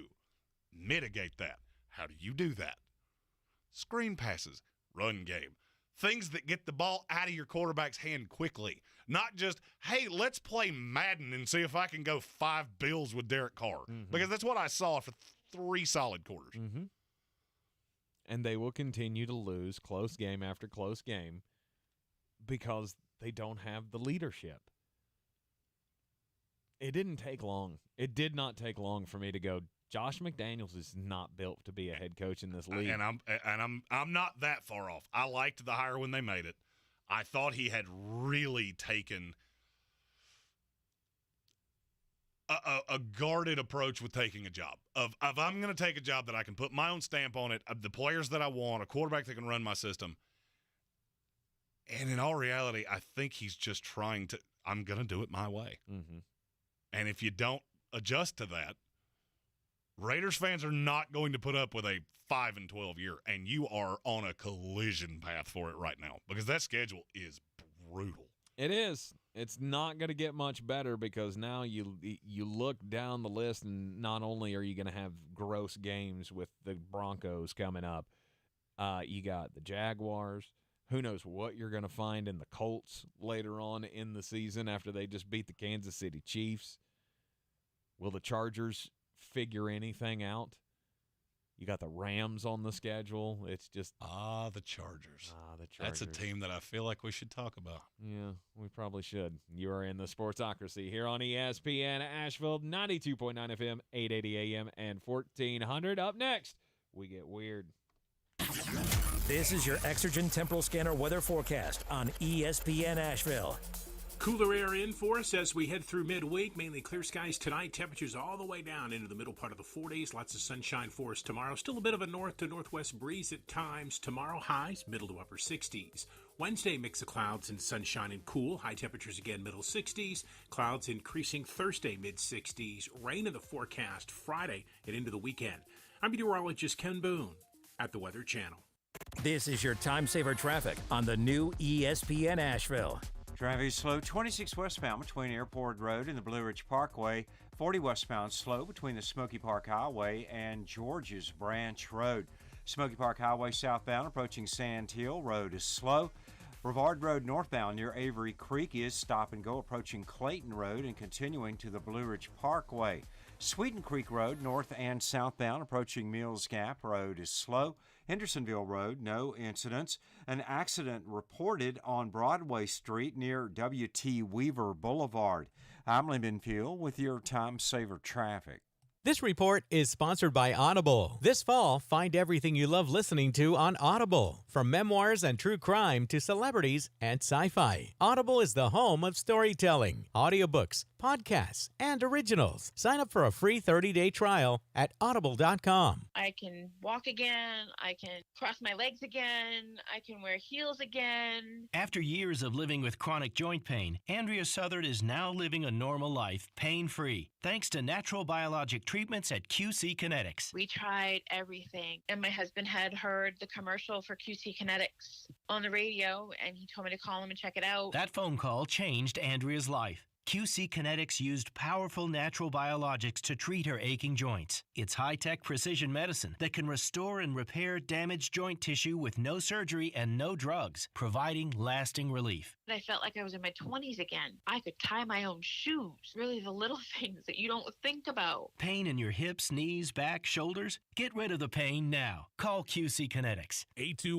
828-333-9517. That's 828-333-9517. QC Kinetics. 828-333-9517. At Ingles Weather, we're celebrating Friday night rivals, televising college basketball games, bringing the Fan Fest to semi-pro soccer, or taking you out to the ball game at your minor league park. It's all in the bag. Ingles, low prices, love the savings. Everyone's heard about the housing market and this being the best time to sell a house in years. But the same thing applies to cars. Whether you're looking to buy a car, trade in, or sell that car in the driveway collecting dust, Fred Anderson Nissan of Asheville wants to buy your car. They have 2 on-site managers that work with Kelley Blue Book to give you top dollar for your vehicle. You can even have your car appraised instantly at AndersonNissan.com. Stop in and visit them today at 629 Brevard Road in Asheville or call them at 828-365-1663. Real estate isn't about properties, it's about people. I'm Clarissa Marshall with eXp Realty, your native realtor serving all of Western North Carolina. I will work hard for you, and I believe in doing the right thing every time. I market each of my listings to reach out-of-town buyers. I use a professional photographer and drone video on every single listing, as well as collaborate with agents across the country to find your buyer. Check me out online at clarissasellswnc.com or give me a call at 828-774-6343. It would be my pleasure to assist you through the real estate process. On the weird scale, there's Vegas, there's Florida, and there's Asheville. Let's get weird, Asheville. You ever hear somebody say, America's the greatest country on earth? Yes. And I'm so glad I live in America. Well, I say that a lot. And look, I've never lived in another country. I've been to very few other countries that aren't island nations. So, look, maybe there's a little ignorance in that as well, but at least I know things like this don't happen in America. The story comes to us from India, where a 20-year-old woman was up on her roof. She was up on her roof. I don't know what she was doing. Maybe she was adjusting the satellite dish or whatever. Do people still have satellite dishes? Maybe in India they do. Who knows? She was up on the roof, tending house or doing whatever. Maybe she was just sunbathing on the roof. And then tragedy struck when she was attacked by a band of monkeys. She desperately tried to fight them off, lost her balance, and fell off the roof. She fell 22 feet onto a wrought iron fence. Ouch. And the wrought iron fence, yes, it has the little spinities at the top, and she impaled herself on the fence. It was about an hour before anybody actually found her. Finally, family members discovered her and tried to free her. They rushed her to the hospital with the steel rod still jammed in her stomach. She had to undergo emergency surgery. Doctors were successful in removing the bar from her belly. She is now stable and recovering nicely, but there you go. I know that's not going to happen anywhere in America. I'm not just going to be up there cleaning my roof off one day, and then all of a sudden a giant band of monkeys just comes out of nowhere and starts attacking me. So this would be a bad time to tell the story about the kid getting attacked by a coyote. Indeed. A coyote. Right, I'll audible. Massachusetts governor has repealed the law for one very simple reason. It required too much math. It was called an Act to Reduce Fatalities. It was Bill H5103 in Massachusetts. Okay. Here's what it stated. In passing a vulnerable user, the operator of a motor vehicle shall pass at a safe distance of not less than 3 feet when the motor vehicle is traveling at 30 miles per hour or less, with 1 additional foot of clearance for every 10 miles per hour that the vehicle is traveling above 30 miles an hour. Do you have any idea what I just said? That depending on how fast you're going, the further away you need to be from bicycles. This is talking about passing bicycles on the side of the road. Mm-hmm. Here's the problem. People kept getting ticketed for it, going, I don't understand how far away I'm supposed to be. Right. So, Governor Charlie Baker repealed it and said, all right, so it was a good thought, but there's too many numbers, and Americans will do anything to not use the metric system. So, we're going to go back to the old drawing board and work on this and a little we'll bit. let you know. We'll get back to you. So now maybe don't ride your bike to work this week. So now there are no protections. Correct. Nice. Awesome. Yeah. That's maybe don't ride your bike to work this week in Massachusetts. I mean, it's like keeping distance. I know nobody does that, but you're supposed to. You're taught, like in driver's ed, depending on however fast you're traveling, you need to leave 1 car length distance between you and the car in front of you for every 10 miles an hour you're going. So if you're going 60, you need 6 car lengths. So if you're going 40, you need to pass, was it 4 feet? Yes. Or 7 feet. See, this is where I get confused because it was like, first it was 3 feet regardless, and then a foot for every additional 10 miles per hour. So 4 feet. Okay, so it was 4 feet. All right. Well, see, that's not that hard to figure out. Because Massachusetts. Although we do live in Asheville, and I have to tell this story real quick. Name's on the door, so I can. I left here yesterday. We did our fantasy football show. Thank you, everybody that joined in on that. When I left here, I stopped at an establishment on Patton Avenue. As I was exiting said establishment, I watched a person take a steel chair and set it on the sidewalk and go to sleep. That's not that weird until I looked past this person. First of all, very impressed that you go to sleep that quickly. Not sure that you would want to do it the way they did it, but that's neither here nor there. I'm not casting aspersions. There was another person in the middle of Patton Avenue that was actually doing jumping jacks in the middle of traffic. Hot. Yep, just walking down the street. Just woohoo! Because Asheville. Yeah, that's methed up. Indeed. Yes, Mike Tyson, it is. Yeah. I almost killed a guy the other day because he was walking down the middle of Hendersonville Road. Like not in the turning lane. Like walking down the middle of the travel lane on Hendersonville Road at 3 o'clock in the morning. What are you doing? What are you doing? And why do you want me to kill you? Is the question I have. Because I couldn't see any piece of him. And then there's no reflective clothing. He wasn't even wearing light-colored clothing. Hey, maybe don't walk in the middle of the road. Yeah, please Just don't a do thought. that. Just a thought. Don't do that. That's crimes. That's jaywalking, and don't do crimes. People that are not from here that watch our show, trust me, we could do a whole show on this of just the things we see in a given day. Oh, no doubt. Like the guy that pulled up the other day and just sat in the parking lot. And we were like, are you okay, dude? Or can we help you with something? And he goes, y'all ever seen any UFOs out here? Yep, that did happen. What? No, and that's a very strange thing to ask two random people. By the way, this is private property. Please leave. Yeah, that don't know you. Right. And then aggressively ate a Hostess cake or something. Yeah. All I heard was the crinkling of the package. I kept waiting for Jeremy to just look at him and go, you're a weird dude. I don't quite know what you're doing here, but I'm going to lock this here door behind me.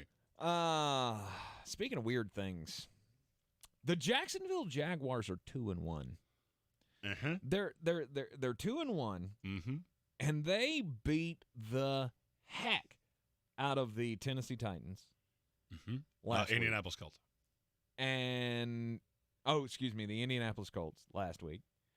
And then they went to LA this week and had just a wonderful time. 38-10. Los Angeles Chargers, they're doing Charger things. Just letting us down. Oh, I love making sweeping declarations. Brandon Staley is not long for the LA Chargers. He will not be the head coach of this team a year from now. And I will tell you right now, Sean Payton will be. Everybody talks about, the Dallas Cowboys. He's going to take the Cowboy job. I don't think he will. Why would you do that when the LA Chargers are available? And it may be the most attractive job in the NFL that I can remember. It's not. You got a great quarterback on a rookie deal, and I'm going to take it a step further. It would be the greatest thing that ever happened to Justin Herbert. Because what I saw yesterday was, I can't say definitively that I watched a team give up on their coach, but it felt that way. It really felt that way. The fact you had Justin Herbert still in the game after your left tackle got hurt, down $1 billion. You could have put a dunce cap on your head, and you wouldn't have looked any dumber than you looked doing that. Right. I don't even know what to say. It was the most mind-boggling called game I think I've ever seen. Between Sony Michel and Austin Eckler, you ran 9 times. Which is ridiculous. And I'm not saying you were great when you did it. Sony Michel was at least a little effective between the tackles. Mm-hmm. But you have a hurt quarterback. You come into this game knowing you have a hurt quarterback. And somehow you ran it 12 times, and he was one of them. A hurt quarterback with your most reliable weapon on the shelf. Mm-hmm. Keenan Allen not playing yesterday. By the way, Josh Palmer, he a dog. Yeah, I thought I'd throw that out there. Is that his second good game? Josh Palmer, he a dog. Second good game in a row. That's true. Yeah, that's true. He a dog. 6 catches for 99 yards. But Justin Herbert playing hurt. Should he have played yesterday? There's no fan base in the NFL that should be angrier than the Los Angeles Chargers should be right now. And I will put this right at the feet of Mr. Lombardi calling the offense. Mm-hmm. It's one thing to hire a defensive coach. I've said on this show multiple times, I'm not a fan of it ever. I will go get a defensive guy. They get fired in this league all the time, especially when they get head coaching jobs.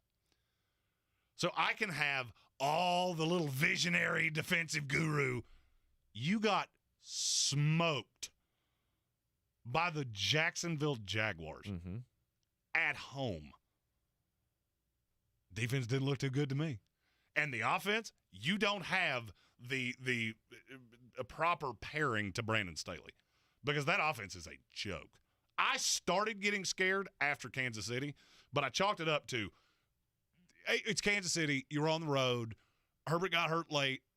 You throw an interception in the end zone, went back 99 yards. That's okay. Mm-hmm. I tried to chalk it up to that. Then I watched this. And don't get me wrong, I was equally impressed with the Jaguars to how disappointed I was in the Los Angeles Chargers. But it was a 50-50 split. Mm-hmm. Of just looking at this going, there was nothing that you brought to the table today that was winning football. Nothing. And I've always compared this to the eccentric girl at the bar. You get the real eccentric pretty girl. Hey, she's a little different. And then you get me, that I'm eccentric and I'm just a jerk. Mm-hmm. Looks real good when you're winning. When you're winning, we go for it on 4th down on the 35-yard line because I'm an analytics guy and I do things different and I'm ahead of the curve. No, now you're just an idiot. Mm-hmm. Now you're just straight up an idiot, and I don't really know how you could have come away from yesterday thinking anything else. You have the perfect setup here. You've got 2 phenomenal pass rushers. How many sacks did they have yesterday? I don't know. 2? 0. 0? It was 0. Barely even touched Trevor Lawrence. Behind an offensive line that's still figuring it out. Mm-hmm. You couldn't generate pressure with that. You're just not a good coach. You're not a good coach. And I feel like he is what is holding them back. And the quicker they figure that out, the better they'll be. I mean, injuries don't help either. And and losing Rashawn Slater is that's going to make it even worse. Yeah, Rashawn Slater's got a torn bicep. He's going to have surgery on that. He will miss the rest of the season, which is not good. What about Bosa?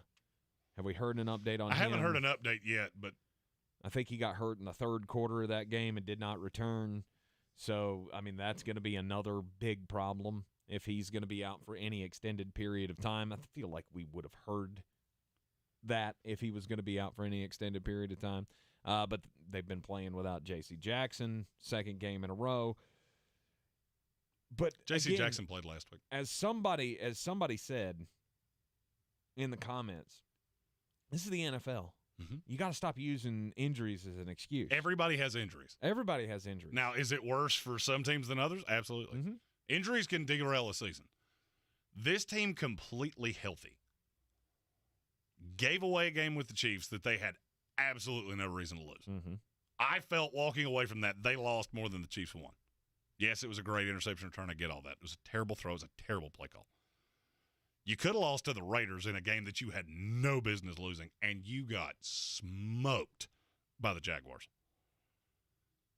Now, on the bright side, next 4 weeks, you've got 3 games that could be get-healthy spots. At the Texans should be a get-healthy spot. Mm-hmm. At the Browns, in theory, should be a good get-healthy spot. And the Seahawks in L.A. No, if you lose that, so you're going to have to stop the run to be able to do that. And James Robinson proved yesterday that they still got some improving to do on that. Yeah, the run, that wasn't great, but I do think you have to give some flowers to the Jaguars. Of course you do. That team is way better than we thought they were. And Trevor Lawrence, if I had an MVP vote right now, Lamar Jackson's 1, Josh Allen's 2, Jalen Hurts is 3, Trevor Lawrence is 4. Trevor Lawrence is 4, and I wouldn't think about it for a second. There's not another player in the NFL you could even convince me belongs in the discussion with the 4 I just said. And as a Jets fan, I'd be remiss if I didn't look back on one stupid win against the Rams that kept us from having that game. That was a fun minute. Aww. That precluded me from 10 years of happiness. You are in the Sportsocracy here on ESPN Asheville. How good are the Jacksonville Jaguars? We'll discuss it up next. This is your time saver traffic on the new ESPN Asheville. Traffic is slow, 26 westbound between Airport Road and the Blue Ridge Parkway. 40 westbound, light delays in pockets between the 26-240 split Malfunction Junction and George's Branch Road. Near Avery Creek, Brevard Road northbound, approaching Clayton Road to the Blue Ridge Parkway, traffic is stop and go. Sweeten Creek Road north and southbound, approaching Mills Gap Road is slow. In Weaverville, North Main Street, approaching Weaver Boulevard northbound, traffic slowing. I'm Lyndon Field with your Time Saver Traffic. This report is sponsored by Audible. This fall, find everything you love listening to on Audible. From memoirs and true crime to celebrities and sci-fi. Audible is the home of storytelling, audiobooks, podcasts, and originals. Sign up for a free 30-day trial at audible.com. Streaming now, only on Peacock. Fall in love with Pete Davidson and Kaylee Cuoco in Meet Cute. You ever had a night like this ever in your entire life? A new Peacock original film about the perfect first date. Cheers, mate. That was kind of weird. Oh, not really. Or was it? I've spent the entire week with you. This night, 7 times in a row. I'm sorry, I'm a little confused. I'm from the future. Do you think I'm crazy? Yeah, but it's really cute. Meet Cute, streaming now, only on Peacock. Progressive presents Forced Metaphors about bundling your home and auto. When you bundle your home and auto with Progressive, you get great savings and round-the-clock protection, which is as beautiful as looking your firstborn child in the eyes for the first time. Well, that's a bit much. Maybe it's more like looking your second-born child in the eyes for like the third or fourth time. Point being, the savings and round-the-clock protection are really, really magical. Forced Metaphors, presented by Progressive. Bundle and protect today. Progressive Casualty Insurance Company and affiliates. Discount not available in all states or situations. The iHeartRadio Asheville Pro Football Pick'em Challenge is back. Just log on now to ESPNAVL.com to make your picks. Each weekly winner gets a $50 gift card to Asheville Pizza and Brewing and will be a finalist for a grand prize. Log on now, ESPNAVL.com.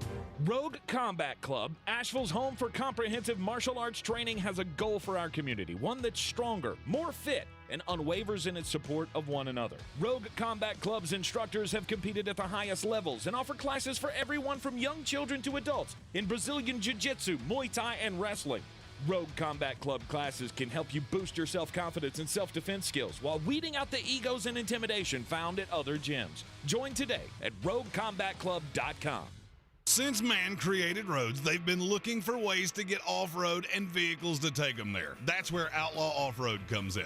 A premier off-road center for Jeeps, trucks, and SUVs with a complete lineup of off-road and overland services, including maintenance and repair to make your vehicle all that it can be. Check out their location right here in Western North Carolina at 85 Avery Creek Road. Call them today at 828-974-8480 or visit them on the web at theoutlawoffroad.com. Attention, it's time for the morning announcements. Make sure your parents are aware of the Ingles Tools for Schools program and ask them to link their Ingles Advantage card to our school. Remember, you have to do it each year. Now please stand and join me in the Pledge of Allegiance. I pledge allegiance to the flag of the United States of America and to the republic for which it stands, one nation, under God, indivisible, with liberty and justice for all.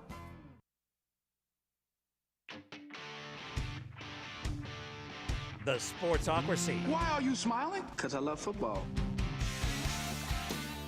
Week 3 of the NFL season is nearly in the books. We still have the Dallas Cowboys and the New York Giants to go tonight on Monday Night Football in New York. Jeremy will have his picks coming up at the end of the program today. If you're looking to wager a little dough, a little cash on the game tonight, of course, you can always take your wagers to betus.com. Use the promo code Sportsocracy and get a 125% deposit bonus on whatever you put in, up to $2,500. Yeah. So you said MVP votes. You would go. It's Lamar by a lot. And then there's a drop-off to Josh Allen and Jalen Hurts, who I have just neck and neck with each other. Mm-hmm. And 4 would be Trevor Lawrence. 4 would be Trevor Lawrence. That's a good team. We got power rankings coming out tomorrow for week 4 of the NFL season, and I feel like the Jacksonville Jaguars might have a number next to it that makes you go, oh, wait. Seriously? What? Because, I mean, as much crap as you've talked about the defense for the Jacksonville Jaguars, I think they're figuring some things out. They're so young that I didn't think this would happen this quickly, but they got that dog in them. Mm-hmm. The Philadelphia Eagles, their opponent for this coming week 4. Which had Eagles Jaguars as the game of week 4? If you did, please show me receipts because I would love to see them. No one did. No one did. Nobody gave the Jacksonville Jaguars much of a chance to be good this year. And so far through 3 weeks, it looks like Trevor has turned a corner, and Doug Peterson is who I thought he was. I thought he was a good coach when he was in Philadelphia. He won a damn Super Bowl, and everybody went, oh, Doug Peterson's not that good. Or not everybody, just Jeremy. I don't believe I said it quite like that. I just... Doug he Peterson got run out of town for a reason. Oh, well, I mean, and we all know there was way more to it than just his on-the-field production and mentoring. But, yeah, Philadelphia Eagles, Jacksonville Jaguars, a 1 o'clock game on CBS this Sunday. That's going to be a lot of fun to watch. The Philadelphia Eagles are insanely good. I just don't know how you stop them. They are insanely good. And what they did to Washington yesterday, they sacked Carson Wentz 9 times, 5 of them in the first quarter. That's hard to do. Mm-hmm. I mean, they just boat raced Washington. The sheer fact that I really wish Washington hadn't scored that last touchdown, just solely so the final score would have been 24-2, because that would have been much more indicative of how this game went. Washington Commanders, the last team to score yesterday in the early slate of the NFL. I'm in awe. I am in awe. As much trash as we talked about Nick Sirianni early on last year with this team, and then it was fine. They found the running game, this triple option, whatever the hell they're running. And then they started to win some games, and they snuck into the playoffs, and it was like, okay, well, this is who you are. But I'm not so sure. They didn't run well yesterday at all. I'm not so sure this did not matter. Oh, no. Jalen Hurts is doing things with the arm, and I'm not so sure that this isn't the team to beat in the NFC now. That's exactly what I was getting ready to say. If you told me right now I had to pick a team in the NFC and I had to bet my house on it, it's Philadelphia, and I wouldn't think about it twice. Mm-hmm. The schedule is just a cakewalk. This team may go 15-2. There's just not a lot of losses on this schedule. If they don't lose to Jacksonville this week, they're going to be 9-0. They will be 9-0 because they play the Cardinals, Cowboys, Steelers, Texans, and the Commanders again before they get the Colts. Mm-hmm. And then there's an ugly 3-week stretch there. But, I mean, to me, the Philadelphia Eagles are the best team in the NFC, and I don't think it's even debatable. I really don't see a team in the NFC that I even think is in the ballpark of them right now. Every other NFC contender has shown a weakness. What is the weakness of the Eagles? We thought it was Jalen Hurts. Oh, he can't go out there and beat you if the run game's not working. Mm-hmm. They averaged 2.4 yards a carry yesterday. And that game was never in doubt for even a tenth of a second. And it's not even close to being the defense. The defense is terrifying. phenomenal. They're terrifying. You are in the Sportsocracy here on ESPN Asheville. We've got the Sports Center update coming up in just a second. And then afterward, we'll kick off the third hour as we always do with the daily draft. Stock up, stock down for the weekend that was in football. This is your Exergen Temporal Scanner weather forecast on ESPN Asheville. Cooler air in for us as we head through midweek. Mainly clear skies tonight. Temperatures all the way down into the middle part of the 40s. Lots of sunshine for us tomorrow. Still a bit of a north to northwest breeze at times. Tomorrow highs middle to upper 60s. Wednesday mix of clouds and sunshine and cool. High temperatures again middle 60s. Clouds increasing Thursday mid 60s. Rain in the forecast Friday and into the weekend. I'm meteorologist Ken Boone at the Weather Channel. This is your time saver traffic on the new ESPN Asheville. Traffic is slow, 26 westbound between Airport Road and the Blue Ridge Parkway. 40 westbound, light delays in pockets between the 26-240 split Malfunction Junction and George's Branch Road. Near Avery Creek, Brevard Road northbound, approaching Clayton Road to the Blue Ridge Parkway, traffic is stop and go. Sweeten Creek Road north and southbound, approaching Mills Gap Road is slow. In Weaverville, North Main Street approaching Weaver Boulevard northbound, traffic slowing. I'm Lyndon Field with your Time Saver Traffic.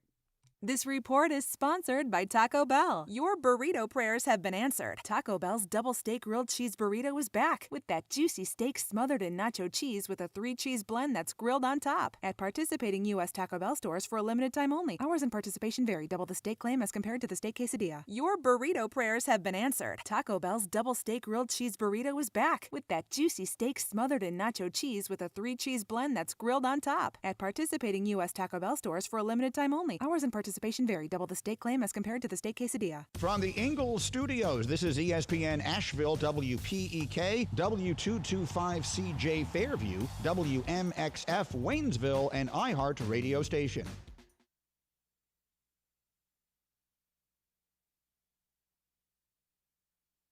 The Sportsocracy. Pull up your pants, take off the bra, and be a man!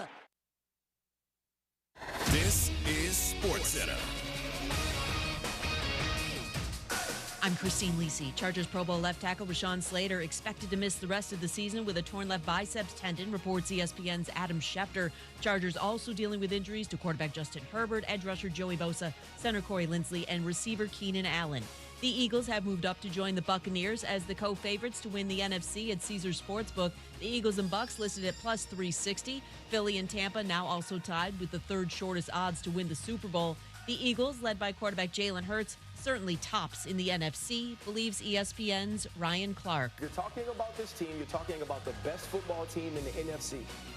And if you are having any early MVP conversations that do not include Jalen Hurts, you're actually not having the correct MVP conversation. That's real. That's how well this team is playing. That's how well this quarterback is playing. Ryan Clark on Get Up. ESPN's Todd Archer is reporting Cowboys receiver Michael Gallup will be inactive against the Giants for Monday Night Football, 8:15 Eastern, ABC, ESPN TV, and ESPN2. His return from a torn ACL waits at least one more week.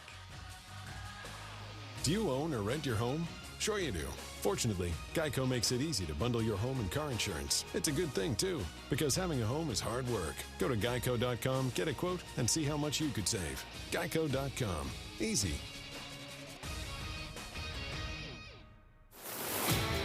He's a degenerate gambler. You are a smelly pirate hooker. And he's cheaper than oxygen. He's useless. But somehow, they make it work.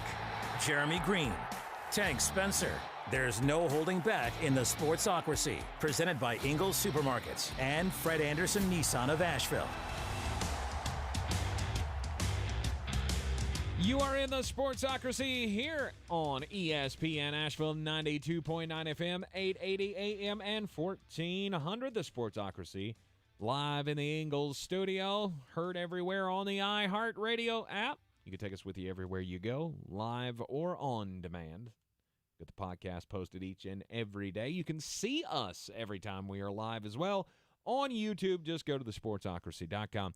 Click on that live video link. Subscribe to the channel so you can join us in the chat. And also, don't forget that, we We do lots of great things for our House of Reprehensibles. I mean, we keep you entertained each and every day.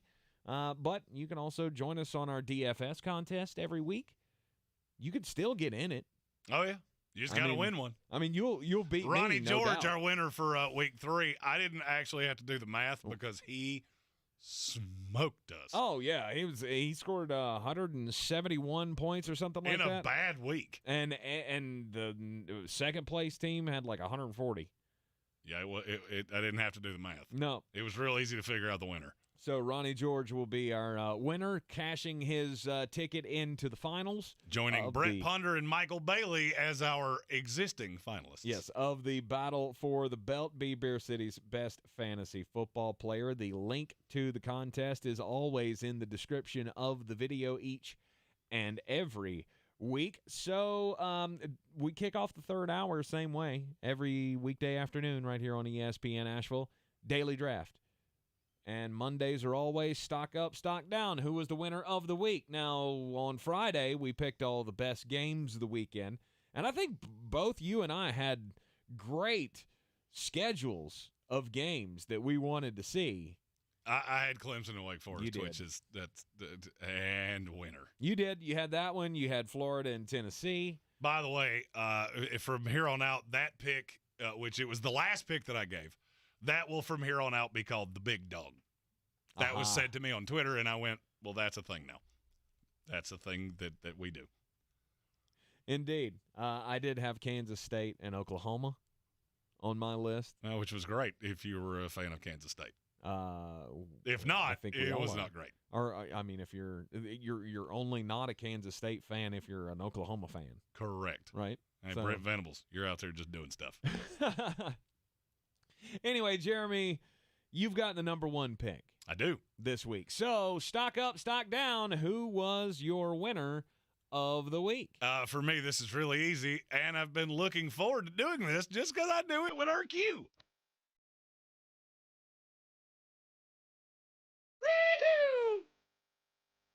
Tennessee. I can't disagree with you. Every other team outside of Ohio State and Alabama at some point looked bad. Mm-hmm. Tennessee did not. But Anthony Richardson had a bajillion yards. Yeah, I get that. I don't care. Hendon Hooker is a dude, and that team is going to be really hard to stop. Mm-hmm. I'm just telling you, there's a game, there's a date, a little date with Alabama coming up on Rocky Top in a few weeks. I am telling you right now, that sets up to be just a classic. Mm-hmm. All right, winner of the week, number one pick for Jeremy Greene is the Tennessee Volunteers. I mean, and I didn't even go as far as I wanted to. I could have gone much further in just a fusing because they're going to win the East. Stop that. What I saw of you against Kent State, you don't want none of what I just saw. You gave up 22 points at home to Kent State. Who cares? We did not care about that game, and guarantee you today, they're caring in practice. And that's all well and good. I saw a lot of liabilities. Mm-hmm. There were a lot of, and that would scare me to death. I don't think you understand how bad that team you just played was. I really don't care. And you should. To me, that is a completely stupid statement because you should be able to just trot out on a field and beat them by 55. Mm-hmm. And they put the fear in you for just a little bit. Not that you were going to lose, okay, but that they were your equal. I was going to say, that was never in doubt. It was never a game that was in doubt. And I would wager when it was 32-22, you didn't feel great. No, you didn't feel great. You didn't feel great. Then you watched it and you went, we're just not playing today.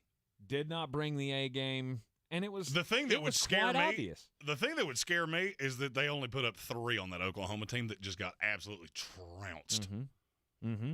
And look, I'm not saying that this is a statement about you, but when I watched Alabama and I watched Ohio State, my number one prevailing takeaway: you're not in their class. Mm-hmm. Now you could be, but you're not right now. Oh, we did it to Oregon. Yeah, that's Pac-12. I don't really care about the Pac-12. Right. A defensive lineman in the Pac-12 weighs 25 pounds less than I do. Mm-hmm. Did it at South Carolina. That didn't South Carolina, I'm not sure would beat Kent State. They struggled with Charlotte. Okay, I know what the final score was. I got it. But Alabama did it to Vanderbilt. Feel that much better about it? Yours was Kent State. Mm-hmm. End of message. Repeat the line. Two teams in the last. And Ohio State did it to Wisconsin. 2 teams in the last 3 years have scored 20 or more points on the Georgia Bulldogs. One was Alabama. Mm-hmm. The other was Kent State. Mm-hmm. It was an anomaly game. And I guess what I'm saying is that even in an anomaly game, they can't hold your jock straps, and they did for 4 quarters. Mm-hmm. It would be unnerving to me. You can sit there and smile at me all you want to. The team I just saw would have gotten beaten by Ohio State by 40. Mm-hmm. They would have drug you. Mm-hmm. Okay. I mean, it's the same response I had when you said, the Green Bay Packers are going to destroy your team. Yeah, well, okay. We'll see. And it didn't happen. And they won. Yeah, they won, but and did destroy you for a half. It didn't look but good. To me, those two things are not even in the same ballpark of close to one another. You have – all right, I'm going to go on a little tangent here because I got the same response from you that I've gotten from every other Georgia fan, and it's really – it's something I said about Clemson a long time ago. You've gotten used to this conference being you and Alabama. It's not anymore. I hate to break that to you. Kentucky and Tennessee, I'm not going to say they're as good as you. They can beat you. You've had several years here where you were just going to win the East. It was a layup. That's not the case anymore. No, I'm not. Kentucky and Tennessee are top 10 teams. And if you have that same cocky attitude that you just had with what I just said, they will smoke you. As undisciplined as I saw that defense against a bottom feeder, cellar dweller FBS school, do a quarter of that against Tennessee. You'll be looking up 21-0 in a heartbeat. And I don't think you will. That's fine. That's my faith in the system in Kirby Smart of that team. You won't see that again. Put it this way, I've been doing this for a minute. I've never seen a national title team do that against a team of that scale. Sure. Never seen it. Sure. My big winner of the weekend, it has to be the Blue Raiders of Middle Tennessee. Look, you could say Miami sucks, and they do. We know that. Tyler Van Dyke got benched in this game. And the Middle Tennessee State Blue Raiders, 45-31, they go into Miami and get the win, and they just looked unstoppable.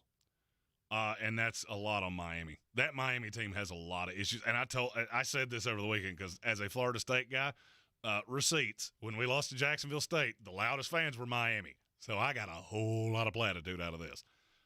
You're going to have to get rid of a culture that Manny Diaz allowed to be a thing.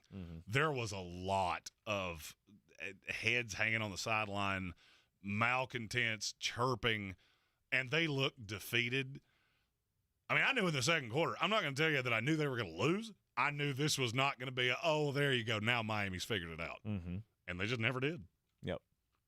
Game of the weekend was no doubt the 2-overtime thriller between Clemson and Wake Forest. My second winner of the weekend, it's DJ Uiagalelei. I mean, as much punishment as this kid has taken in the media for just not being good, he came out and he looked really good this week. He had an amazing stat line. They ended up winning a really close game that, you may think Wake Forest shouldn't give you that kind of a fit if you're a top 5 team. Not with that secondary where it was. You didn't have your best corner. Your second best corner got hurt. I was not impressed with DJ Uiagalelei. All right, really? You did what you needed to do to win. There were times I think I could have made some of those throws. Wake Forest is god-awful defensively. And that leads me into my loser, Clemson defense. If your defense is that good, because I got news for you. That claw PO is cute. Sam Hartman demolished that secondary. And the thing that would scare me if I was a Clemson fan is what you have coming up. NC State is good. Florida State is good. That's 2 games that I thought would be no problem because you're so good defensively that they can't score with you. Both of them have issues defensively. You'll be able to take advantage of that. What I saw, phenomenal front four. Miles Murphy, Brise, that front four is stout. The back half leaves a lot to be desired. Mm-hmm. My second loser of the weekend is Brandon Staley. Yeah. You can't get dogged at home like that. And look, as I said, I think Jacksonville is markedly better than we thought they were. But the fact that you got just annihilated and you looked lost, that makes you a guaranteed loser for me. Okay. All right. I got to go with the Las Vegas Raiders as a loser of the weekend. It does not look good, as we talked about in the last hour. I think Josh McDaniels is who we thought he was. The guy who was just bad as a coach for the Denver Broncos, he's not any better. I'm not seeing anything that shows me he's better with this Las Vegas Raiders team. And the Raiders are now 0-3, and it's going to have to take – I mean, you're going to have to grow leaps and bounds in a week for me to feel good about your chances for the rest of this year. It could get very much off the rails. Mm-hmm. It could go super off the rails in a heartbeat. Yeah, Las Vegas Raiders and their head coaching staff, or their entire coaching staff, losers of the week for me. We'll take a quick break. Come back with my next pick. Stock up, stock down for the football weekend right here on ESPN Asheville. This is your time saver traffic on the new ESPN Asheville. Traffic is stop and go 26 westbound between Airport Road and the Blue Ridge Parkway. Light delays 26 eastbound between Long Shoals Road to approaching Airport Road. Near Avery Creek, Boulevard Road northbound between Long Shoals Road and the Blue Ridge Parkway, traffic is stop and go. Sweeten Creek Road, north and southbound, approaching Mills Gap Road is slow. Checking the drive time from Biltmore Forest to Fletcher via Hendersonville Road southbound, drive time 18 minutes. I'm Lyndon Fuel with your Time Saver Traffic.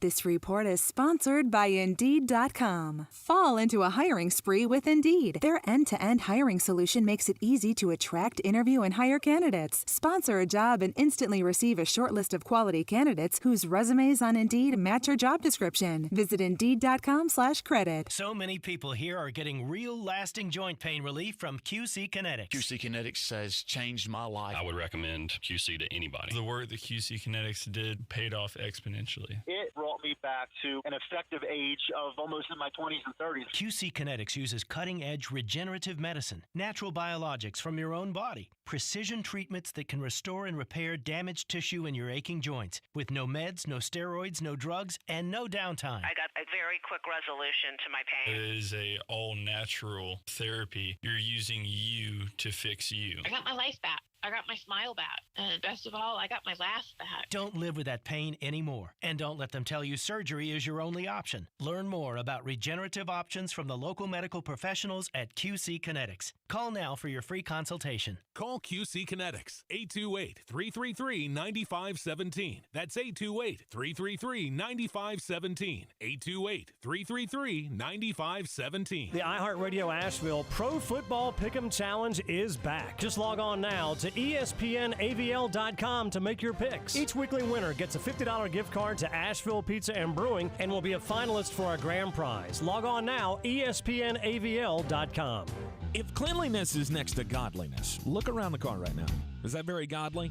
Look, life comes at you fast, but so does WBNC Auto Detailing. They have the tools to make your interior look like it's coming off the showroom floor. You don't believe me? Check them out on Instagram. All that filth and years of stains disappear. WBNC Auto Detailing does full interior and exterior details with paint correction, and they do wax and ceramic coatings. Call WBNC Auto Detailing at 455-3700. Premium care with a Southern hospitality touch. I believe real estate isn't about properties. It's about people. I am Clarissa Marshall with eXp Realty, serving all of Western North Carolina. Navigating the home buying and selling journey can feel overwhelming at times, and that's why having an agent who cares about you and your needs is key. I'm a native of Western North Carolina, and I close over a home a week. I'm an expert in the market, pricing my sellers correctly to net you the most money, and working as a skilled negotiator for my buyers. Please give me a call today at 828-774-6343 to set up a complimentary market analysis. Are you ready to tackle your banking needs?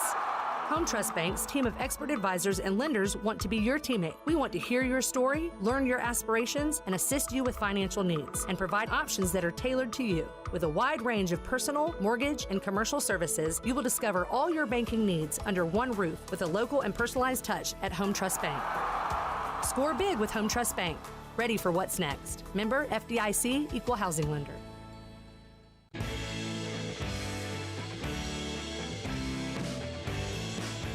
The Sportsocracy. These guys are a f***ing disgrace. I mean, I have to admit, there were moments where I thought that about the Georgia Bulldogs this past weekend. You should have. I mean, again, it was a game that was never in doubt, and, you know, it was I never thought you were going to win, but I spent a lot of time going, man, you look ragged. Oh, yeah. I always call those Nick Saban games because it tells me way more about the psyche of your team. Mm-hmm. Because that's something that I will use down the line of you go on the road, and I'm not talking about you get Tennessee at home.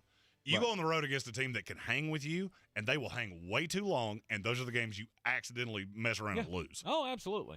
Absolutely. There's a chance. There's a chance. I mean, college football is pretty easy to figure out. There are 4 or 5 teams that are so much better than everybody talent-wise.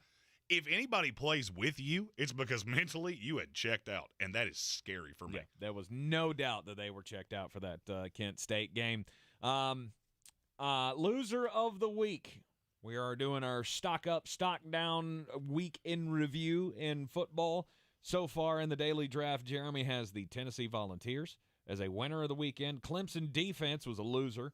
And Brandon Staley, head coach of the Los Angeles Chargers, loser of the week as well. I took the Middle Tennessee State Blue Raiders, who got the big win on the road at Miami, as my winner of the week. DJ Uiagalelei putting up a big game after everybody just talked him into the ground for the first few weeks of the college football season. And the Las Vegas Raiders were a loser for me and their head coach, Josh McDaniels. Another loser of the week.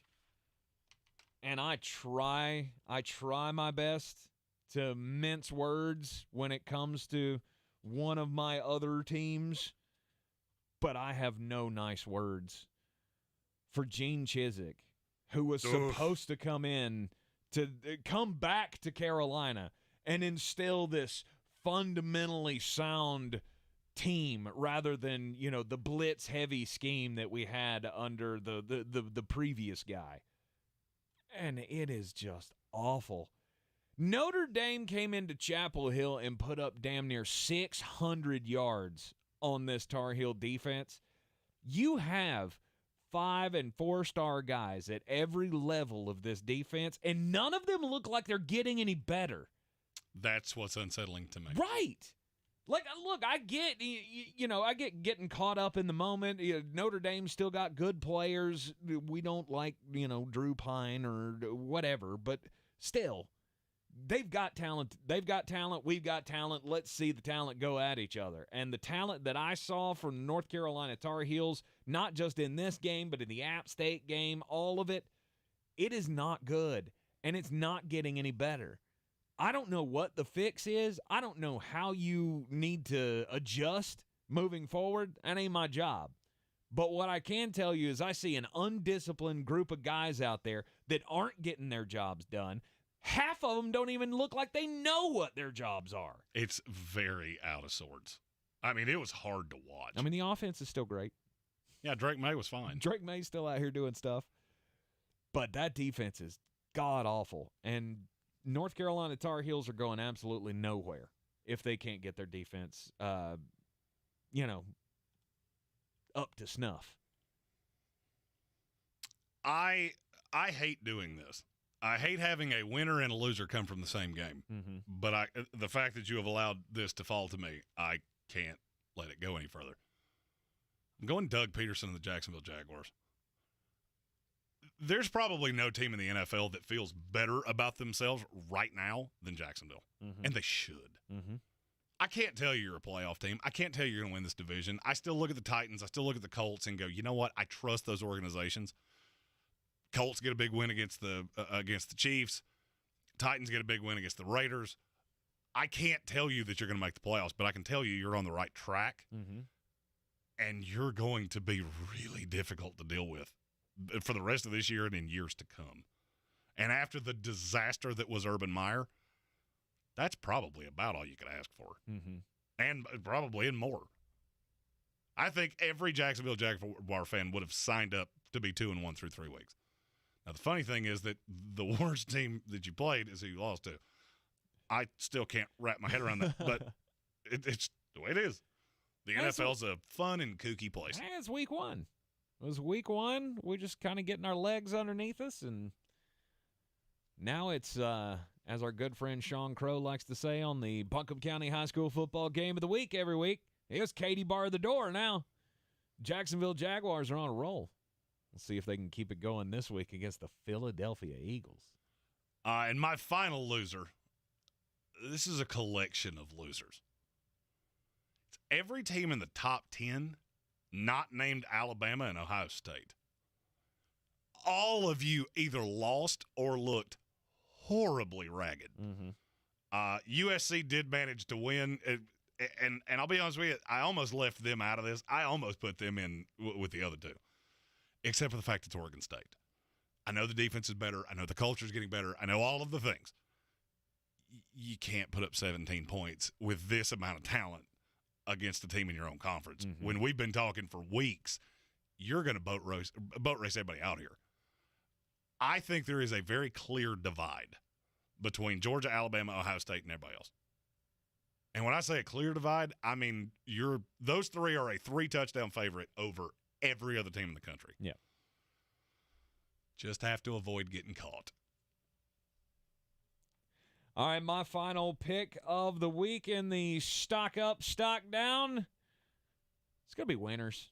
Winners and fan bases. Chicago Bears, Carolina Panthers fan bases. Yes, we got to win, baby. And enjoy it. Enjoy it while you can. Look, I get the Chicago Bears are 2-1. But they didn't mean to. No, they're the worst 2-1 team in the history of sports. And the Carolina Panthers, you always love to beat a rival, especially when, the team that you just beat, everybody has been beating the drum on, and by everybody, I mean me and Jeremy, have been beating the drum. This is a good team. It's not. It's not a good team. But Carolina came out and took care of business, got a win. Enjoy it while you can. Because wins for these teams, few and far between.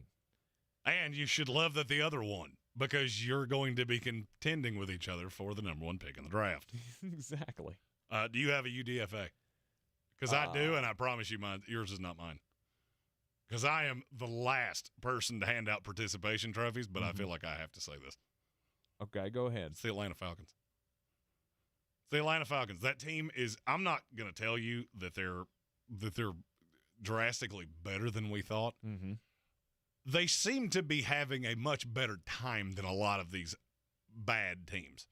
And it appears that Arthur Smith and his mantras and his credos are taking hold. And Drake London and Kyle Pitts that's just a whale of a start. And I have to wonder to myself, does Calvin Ridley look at this and go, I could play there. I could come back to Atlanta. Throw me in the slot. Have the 2 big guys on the outside. Now we got ourselves a dynamic offense. Yes, we do. And the most money in the NFL next offseason. I think if I was going to choose a UDFA, it would have to be more Raiders. The Texas Tech Red Raiders. Oh. After Jeremy I don't know why anybody believes Texas Tech's any good. And then Texas Tech comes out and gets the win over Texas. Hey.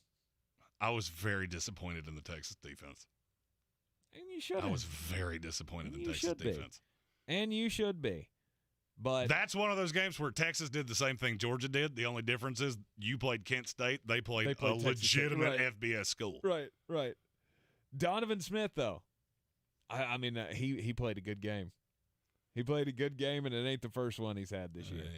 Congratulations. Here's your flowers. Well, just because you were wrong doesn't mean you need to poo-poo their big win. I was wrong. And one click of my mouse here will tell me who does Texas Tech play this week. Oh, it's a Kansas State team that just beat Oklahoma. Mm-hmm. I ain't even done winners yet. I don't have to do winners yet. Yeah. Let's go. Let's go. Kansas State over Texas Tech this week. He's already calling his shot. You are in the Sportsocracy here on ESPN Asheville, 92.9 FM, 880 AM, and 1400. We'll talk more college football coming up next, plus the most important message of the day. This is your Exergen Temporal Scanner weather forecast on ESPN Asheville. Cooler air in for us as we head through midweek. Mainly clear skies tonight. Temperatures all the way down into the middle part of the 40s. Lots of sunshine for us tomorrow. Still a bit of a north to northwest breeze at times. Tomorrow highs middle to upper 60s. Wednesday mix of clouds and sunshine and cool. High temperatures again middle 60s. Clouds increasing Thursday mid 60s. Rain in the forecast Friday and into the weekend. I'm meteorologist Ken Boone at the Weather Channel. This is your time saver traffic on the new ESPN Asheville. Traffic is time and go. 26 westbound between Airport Road and the Blue Ridge Parkway. Light delays 26 eastbound between Long Shoals Road to approaching Airport Road. Near Avery Creek, Boulevard Road northbound between Long Shoals Road and the Blue Ridge Parkway. Traffic is stop and go. Sweeten Creek Road, north and southbound, approaching Mills Gap Road is slow. Checking the drive time from Biltmore Forest to Fletcher via Hendersonville Road southbound. Drive time 18 minutes. I'm Lyndon Fuel with your Time Saver Traffic. This report is sponsored by Staples Stores. Recycle your old technology free during Staples Free Tech Take Back. Items like old modems, mice, and mobile phones or cables, calculators, and camcorders. Staples Rewards members get $5 back in rewards. Exclusions apply. Limit 1 reward per month. Visit staples.com/recycling. Recycle at Staples. The 2022 NFL season is underway, and there is no better way to stay current with all the news from around the league than with the NFL Now podcast. NFL reporters in the field and right out of the locker rooms. Insiders in the know. Insightful interviews and immediate analysis. No waiting required. The time is now. NFL Now. 32 teams, one source. Join me, Andrew Siciliano, for all the football news you need to know. Listen to NFL Now on the iHeartRadio app or wherever you get your podcasts. Hey, this is Pastor Bruce of Biltmore Church. We're starting a brand new teaching series this week called Can We Talk About It on the Gospel and Emotional Health. For service times and locations and even more information, go to canwetalkaboutit.com, canwetalkaboutit.com. The season we've all been waiting for is here. No, not that one. The season of the Big Orange Tent is underway in Western North Carolina. The area's largest selection of Halloween costumes, decorations, and accessories is at the Big Orange Tent at the Asheville Mall. Halloween Express is your one-stop shop for adult and child costumes, superheroes, horror icons, inflatable suits. You can find it all under the Big Orange Tent at the Asheville Mall. 10 to 8 Monday through Saturday, 12 to 6 on Sundays. Since man created roads, they've been looking for ways to get off-road and vehicles to take them there. That's where Outlaw Off-Road comes in.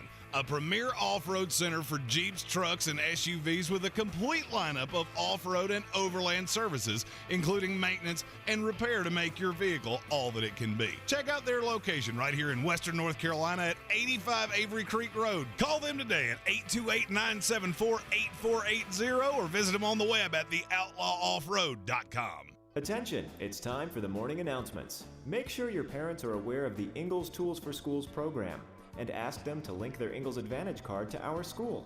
Remember, you have to do it each year. Now please stand and join me in the Pledge of Allegiance. I pledge allegiance to the flag of the United States of America and to the republic for which it stands, one nation, under God, indivisible, with liberty and justice for all.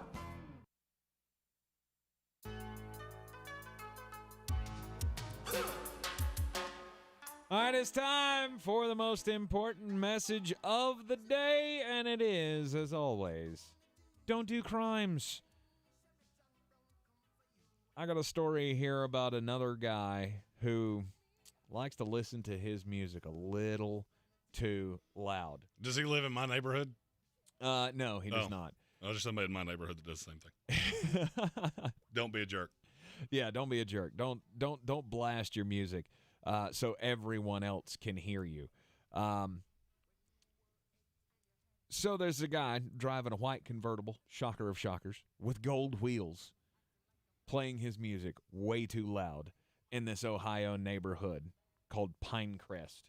The Pinecrest visitors flagged down a passing police lieutenant around 1:15 in the morning last week regarding said vehicle, who was playing the music a little too loud. Police spotted the car matching that description in the Whole Foods parking lot, because of course he did, with the music still playing at a very high level and the driver refusing to, one, turn down the music, and two, to provide any amount of identification other than handing the police officer a card that declares him a member of the Moorish sovereign nation. So this guy claims don't do that. This guy claims that he is a sovereign member of the Moorish nation, and that he does not have to abide by any of the rules. I don't know if you've ever seen any of these exchanges between police and people who think that I have declared myself a sovereign citizen. I've experienced one of them in an interaction with me. Have you really? Greenville, South Carolina. I will never forget it as long as I live. Oh, do tell. Somebody came in and they tried to steal something from one of my stores. And they said that the rules of America did not apply to them because they were a member of the sovereign nation of blankety blank. Whatever, yeah. And that was the day that FAFO was born. Yeah, I used to kick people in the face for fun. So you could be the most sovereign, whatever you want to be, but you have FOD and you're about to foe. Yeah. So I don't get where people get this idea that I can just declare myself a sovereign citizen, and thereby I do not have to apply to, abide by your any rules. Of your do not rules. apply to me. Any of your rules. The Constitution does not apply to me. None of it. How do you think this went down? Jail. Yeah. Arrested, and after several attempts of trying to tell the guy, look, you can claim you're a sovereign member of whatever nation you want to, but see, here in America, if you're going to drive a car, you have to have an identification. And I know you have one, so give it to me. He would not give it to him. He was arrested for obstructing and was eventually handcuffed because he was resisting as well. And guess what they found? State ID. Found his state ID, and the Richmond Heights man is now in jail, awaiting charges, and he is obviously not going to have a good time from here on out, at least in this scenario. He is now a sovereign member of America Jail. My story happened Sunday in Houston. A 17 to 25-year-old man walked into a fast food establishment. He asked the cashier for change for $100. When the cashier turned around to look at the manager to see what to do, he pulled out a handgun. And he told the employees it was his first robbery, and he demanded money from the register. The manager refused to open it. The suspect then tried to negotiate with the manager before growing frustrated and eventually leaving empty-handed. Here's how I picture this went. This gent has seen one too many crime shows and went, go in with a gun. They just do what I want. And Mr. Manager said, nah, dog. You're not going to use that, and I full well know it. Give me all the money. Mm-mm. Come on, man. Like, please? Maybe? All right, I'll go. Was there a please? Like, I want to know. I just want to know how you're the one that walked into an establishment with a gun. So you've already done the crimes. When they catch you, you are going to America Jail because you have done the crimes. Yes. And then when they said, all right, I'll try again tomorrow. Yeah. Went to his car, drove away. That is an inexperienced, bad robber. Mm-hmm. The Houston Police Department is offering a cash payment of up to $5,000 for information leading to the arrest of this individual. I gotta say, you got to be confident, though. You got to be confident as a manager of a business. Yeah. Guys pointing a gun at you. You got a gun? Give me all your money. No. Nah. I'm not going to do it. No, sir. I'm going to make you shoot me. And I feel like his interaction went much like mine did with Mr. Sovereign of you have fawed, and if you don't go, you will have foed. Yes. You're about to find out.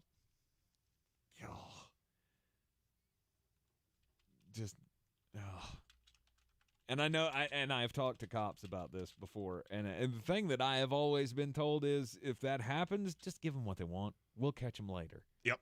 This guy did not adhere. This Mr. Manager did not adhere to this. Do not tempt the person with a gun to shoot you. Yeah, that's it. Because you just don't know. You don't know. And in fairness, Mr. Manager did not do crimes. But don't do that. That could go much worse. Absolutely. You don't know how close to the edge this person is. Absolutely. Because a more experienced robber would probably have that faux thing that I have referenced a couple times. I've referenced that a couple times here. College football this past weekend, man, it was fun. Just sitting on the couch on around 3:00 on Saturday afternoon, and just could not settle. I could not settle on a single game because there were so many close ones going on. There was a game that, for me, was just ahead of all the others.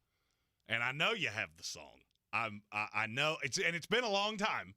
I haven't had the ability to play this in quite some time. My shirt bears it out. There it is. There it is. Oh, it feels so much better at 4-0. We have as many wins as Florida and Miami combined. We're the best team in Florida. It's not even close. Let's go.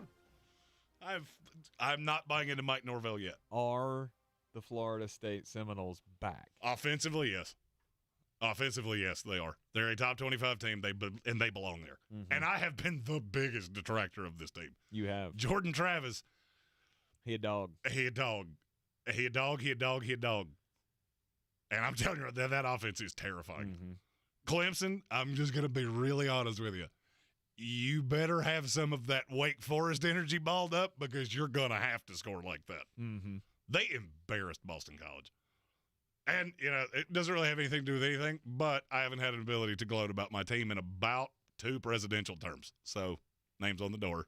There we go. I was driving around listening to it on the old XM satellite radio in my 2017 Rogue from Fred Anderson Nissan of Asheville. By the way, if you go by there and, you want to do a trade-in, you tell them you heard about it here. They'll give you $250 bonus on top of whatever your trade-in is worth just for mentioning us. Free money. That's right. All you got to do is show up and go, hey, the 2 formerly fat guys told me to come down here. 629 Brevard Road, AndersonNissan.com. Anyway. And if you say just the formerly fat guys, I promise you they know who you're talking about. They will know exactly who you're talking about.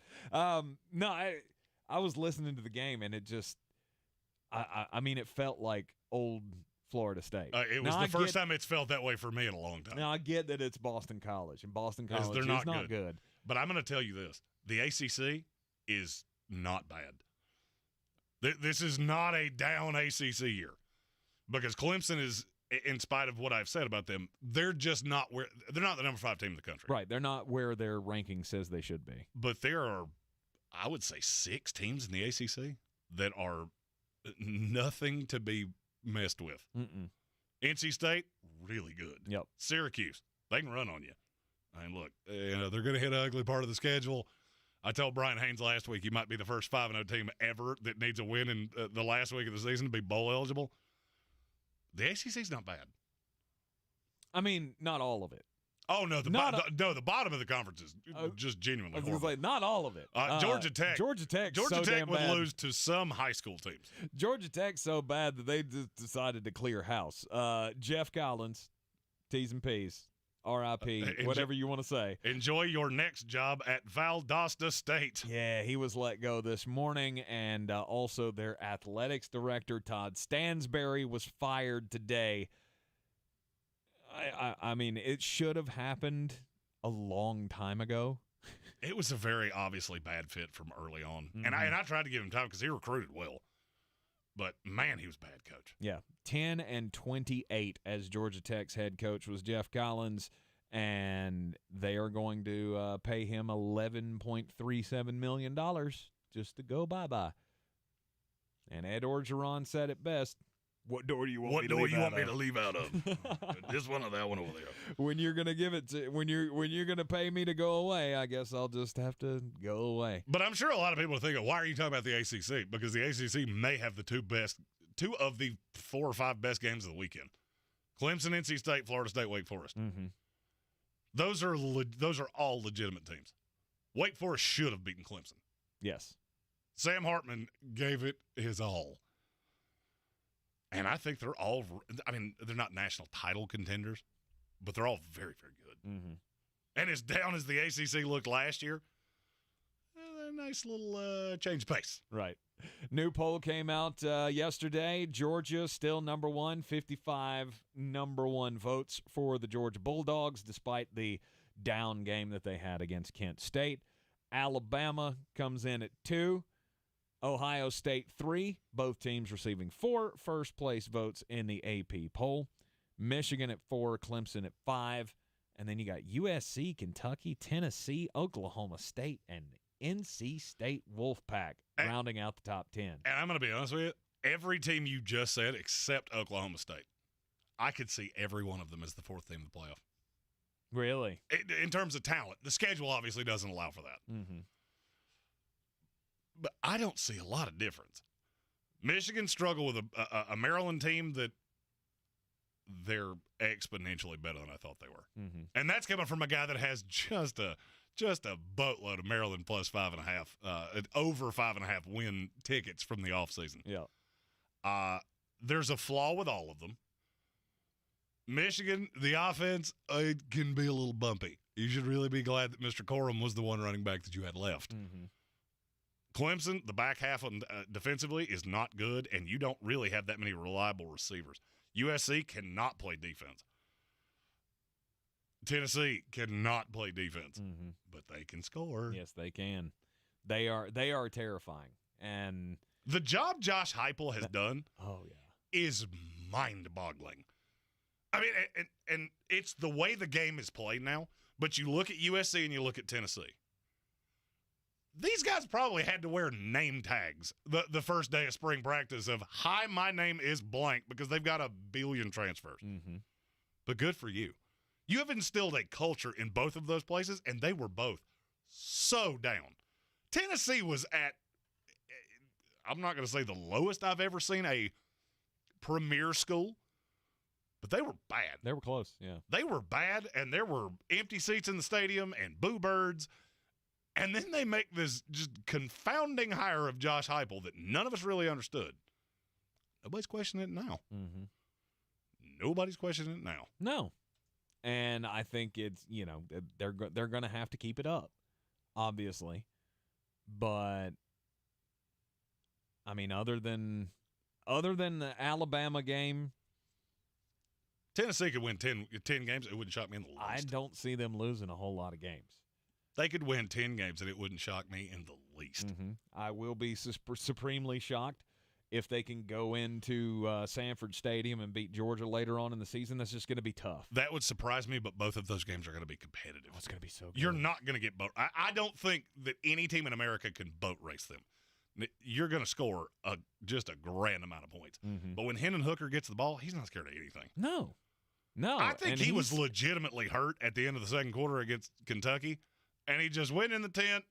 I don't know what happened in there, and I'm not a cop, so it's none of my business. Out he came, and he's just such a gamer. Mm-hmm. He is ready to go. He's dynamic. He has got this team believing, and sometimes that's all you need. And if you are a lapsed college football fan, you've looked at the first 4 weeks of the season and gone, there's just not that many palatable games for me. This weekend's where that changes. Got the ACC games that I've already talked about. Michigan at Iowa. If you watch more than 5 minutes of that, I think you need to have your head examined. Yeah, why? But it could be closer than people think. Kentucky, Ole Miss, 2 top 15 SEC teams. Oklahoma at TCU. I know that sounds weird to say, You mark my words, it's going to be in the bangers. Okay. Without me even having to look. There's a lot of games this weekend. Mm-hmm. Alabama, Arkansas. That's in Razorback Stadium.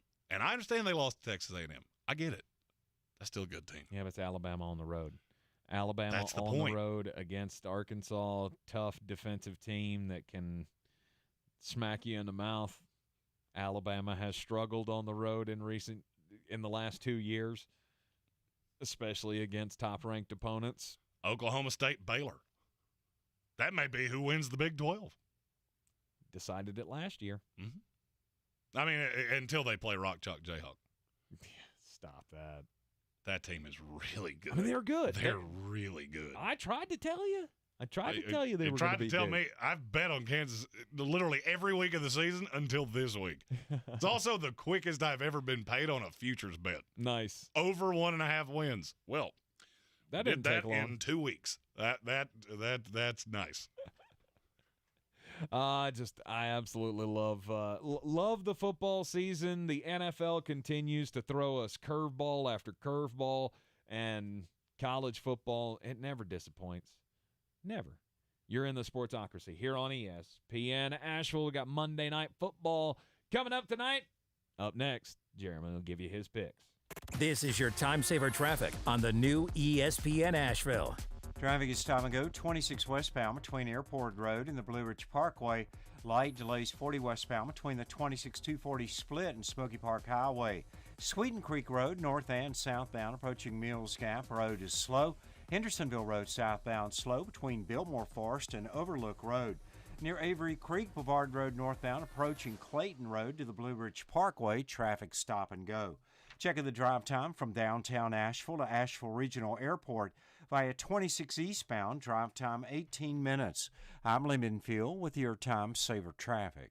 This report is sponsored by Mattress Warehouse of Asheville. At Mattress Warehouse, it's the last chance to get savings and solutions for your sleep needs. Save 50% plus get free no-hassle delivery and setup. With mattresses starting at just $99 and 0% interest financing, you'll never overpay. Visit Mattress Warehouse. What did 9 out of 10 people who died from COVID have in common? They were 50 or older. And if you have a condition like heart disease or diabetes, your risk is even higher. COVID vaccines lower the risk of death. Get your updated vaccine now. It could save your life.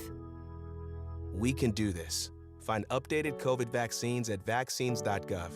Paid for by the U.S. Department of Health and Human Services.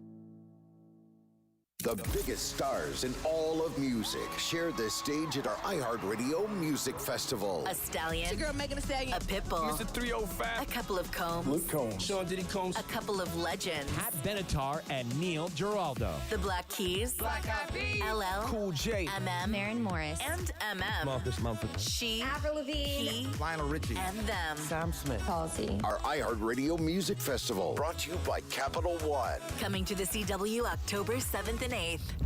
At Ingles, whether we're celebrating Friday night rivals, televising college basketball games, bringing the Fan Fest to semi-pro soccer, or taking you out to the ball game at your minor league park, it's all in the bag. Ingles, low prices, love the savings. Rogue Combat Club, Asheville's home for comprehensive martial arts training, has a goal for our community, one that's stronger, more fit, and unwavers in its support of one another. Rogue Combat Club's instructors have competed at the highest levels and offer classes for everyone from young children to adults in Brazilian Jiu-Jitsu, Muay Thai, and wrestling. Rogue Combat Club classes can help you boost your self-confidence and self-defense skills while weeding out the egos and intimidation found at other gyms. Join today at roguecombatclub.com. I believe real estate isn't about properties. It's about people. I am Clarissa Marshall with eXp Realty, serving all of Western North Carolina. Navigating the home buying and selling journey can feel overwhelming at times, and that's why having an agent who cares about you and your needs is key. I'm a native of Western North Carolina, and I close over a home a week. I'm an expert in the market, pricing my sellers correctly to net you the most money, and working as a skilled negotiator for my buyers. Please give me a call today at 828-774-6343 to set up a complimentary market analysis. Everyone's heard about the housing market and this being the best time to sell a house in years. But the same thing applies to cars. Whether you're looking to buy a car, trade in, or sell that car in the driveway collecting dust, Fred Anderson Nissan of Asheville wants to buy your car. They have 2 on-site managers that work with Kelley Blue Book to give you top dollar for your vehicle. You can even have your car appraised instantly at AndersonNissan.com. Stop in and visit them today at 629 Brevard Road in Asheville or call them at 828-365-1663.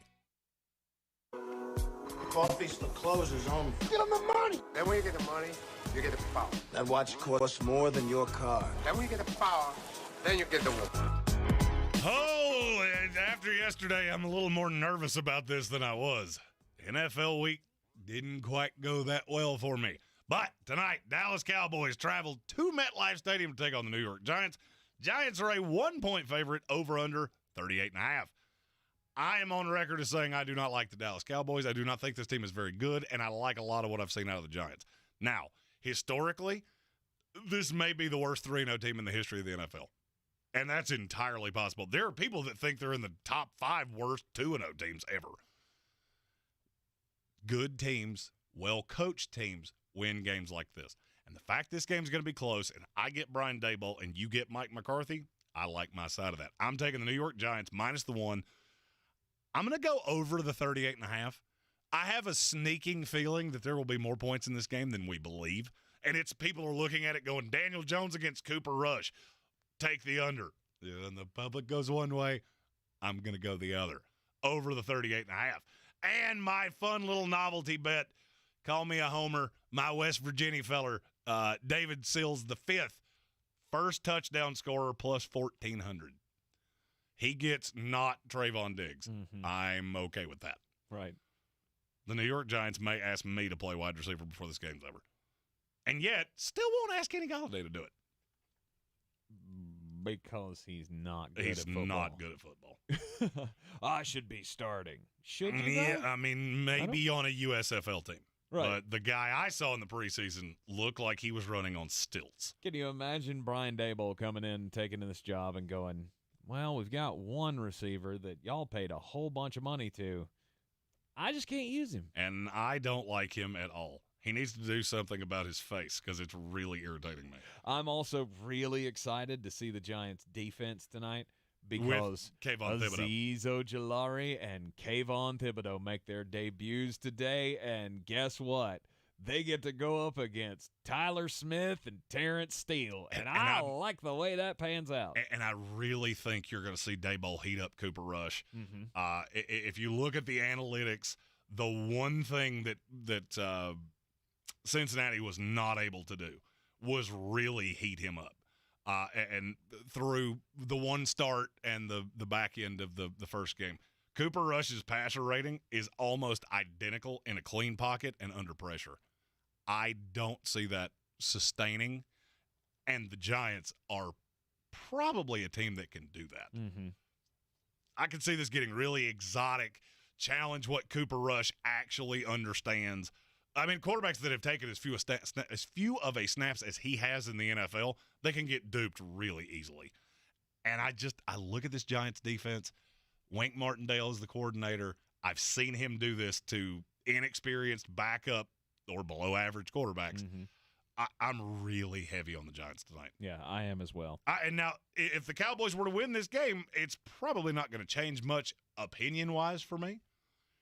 But I struggle to believe with a backup quarterback you're going on the road beating a division rival that's looked pretty good. Mm-hmm. Yeah, this week did not go well in the picks for Jeremy Greene. It was ugly, and yet still your leader. Still the leader. No big deal. Wire to wire. Let's go. Still the leader in the Beat the Chief contest we play every Friday here on ESPN Asheville. Jeremy went 5-9. It was not good. Took some flack. Got some Twitter hate, and you know how I feel about Twitter hate. It just brews that fire deep down within me. Mm-hmm. Meanwhile, the Chief was the winner of the week at 7-7. I'm at 6-8. We all took the Giants tonight, so we're all either going to get a win or all get a loss tonight. So Asheville Police Chief David Zach is our winner for the week. That's right. So we've now all won a week. Yes. Jeremy won week 1, won last week, and then the Chief wins this week. And we're all several games below 500. Oh, no. So we need a get right week really badly. But what is it you say? As long as you can get over 500, that's a winner. All you want to do, by 55%. That's the goal. You are in the Sportsocracy here on ESPN Asheville, 92.9 FM, 880 AM, and 1400. Monday Night Football tonight, New York Giants and the Dallas Cowboys. How bad can it get for the Cowboys? Just let them lose. Just let them lose to the New York Giants. And I think they will. On the way out, I got to give a shout-out to Newbridge Tire Center out in Merriman Avenue. I had a little kerfuffle this morning. You know, car things, not exactly my soiree.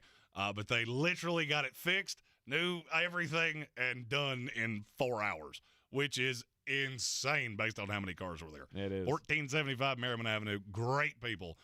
And thank you from the bottom of my heart for taking care of my inability to take care of a car. And we thank you for tuning in with us this Monday afternoon on ESPN Asheville. Programming note, no program on Wednesday of this week. We got one more Braves baseball game, don't we? Next week. Oh, it's we're next here this week. week. Excuse me. We will be here Wednesday. It's next week that we will be not here on a Wednesday. My apologies. Okay, so forget I said that. Enjoy the football tonight. We'll be back with you tomorrow for Power Rankings Tuesday. This is your Exergen Temporal Scanner weather forecast on ESPN Asheville. Cooler air in for us as we head through midweek. Mainly clear skies tonight. Temperatures all the way down into the middle part of the 40s. Lots of sunshine for us tomorrow. Still a bit of a north to northwest breeze at times. Tomorrow highs middle to upper 60s. Wednesday mix of clouds and sunshine and cool. High temperatures again middle 60s. Clouds increasing Thursday mid 60s. Rain in the forecast Friday and into the weekend. I'm meteorologist Ken Boone at the Weather Channel. This is your time saver traffic on the new ESPN Asheville. Driving slowing 240 westbound approaching Patton Avenue. An accident reported. It's 26 westbound, stop and go between Airport Road and the Blue Ridge Parkway. Near Inca Village, Sardis Road, moving from Sandhill Road to Pond Road is slow. Near Avery Creek, Boulevard Road northbound, approaching Clayton Road to the Blue Ridge Parkway, stop and go. Sweeten Creek Road southbound, stop and go between the Blue Ridge Parkway and Mills Gap Road. Sweeten Creek Road northbound, slow between Windsor Drive and Mills Gap Road. Hendersonville Road, light delay southbound between Biltmore Forest and Overlook Road. I'm Lee Benfield with your Time Saver Traffic. This report is sponsored by Taco Bell. Your burrito prayers have been answered. Taco Bell's double steak grilled cheese burrito is back with that juicy steak smothered in nacho cheese with a 3-cheese blend that's grilled on top. At participating U.S. Taco Bell stores for a limited time only.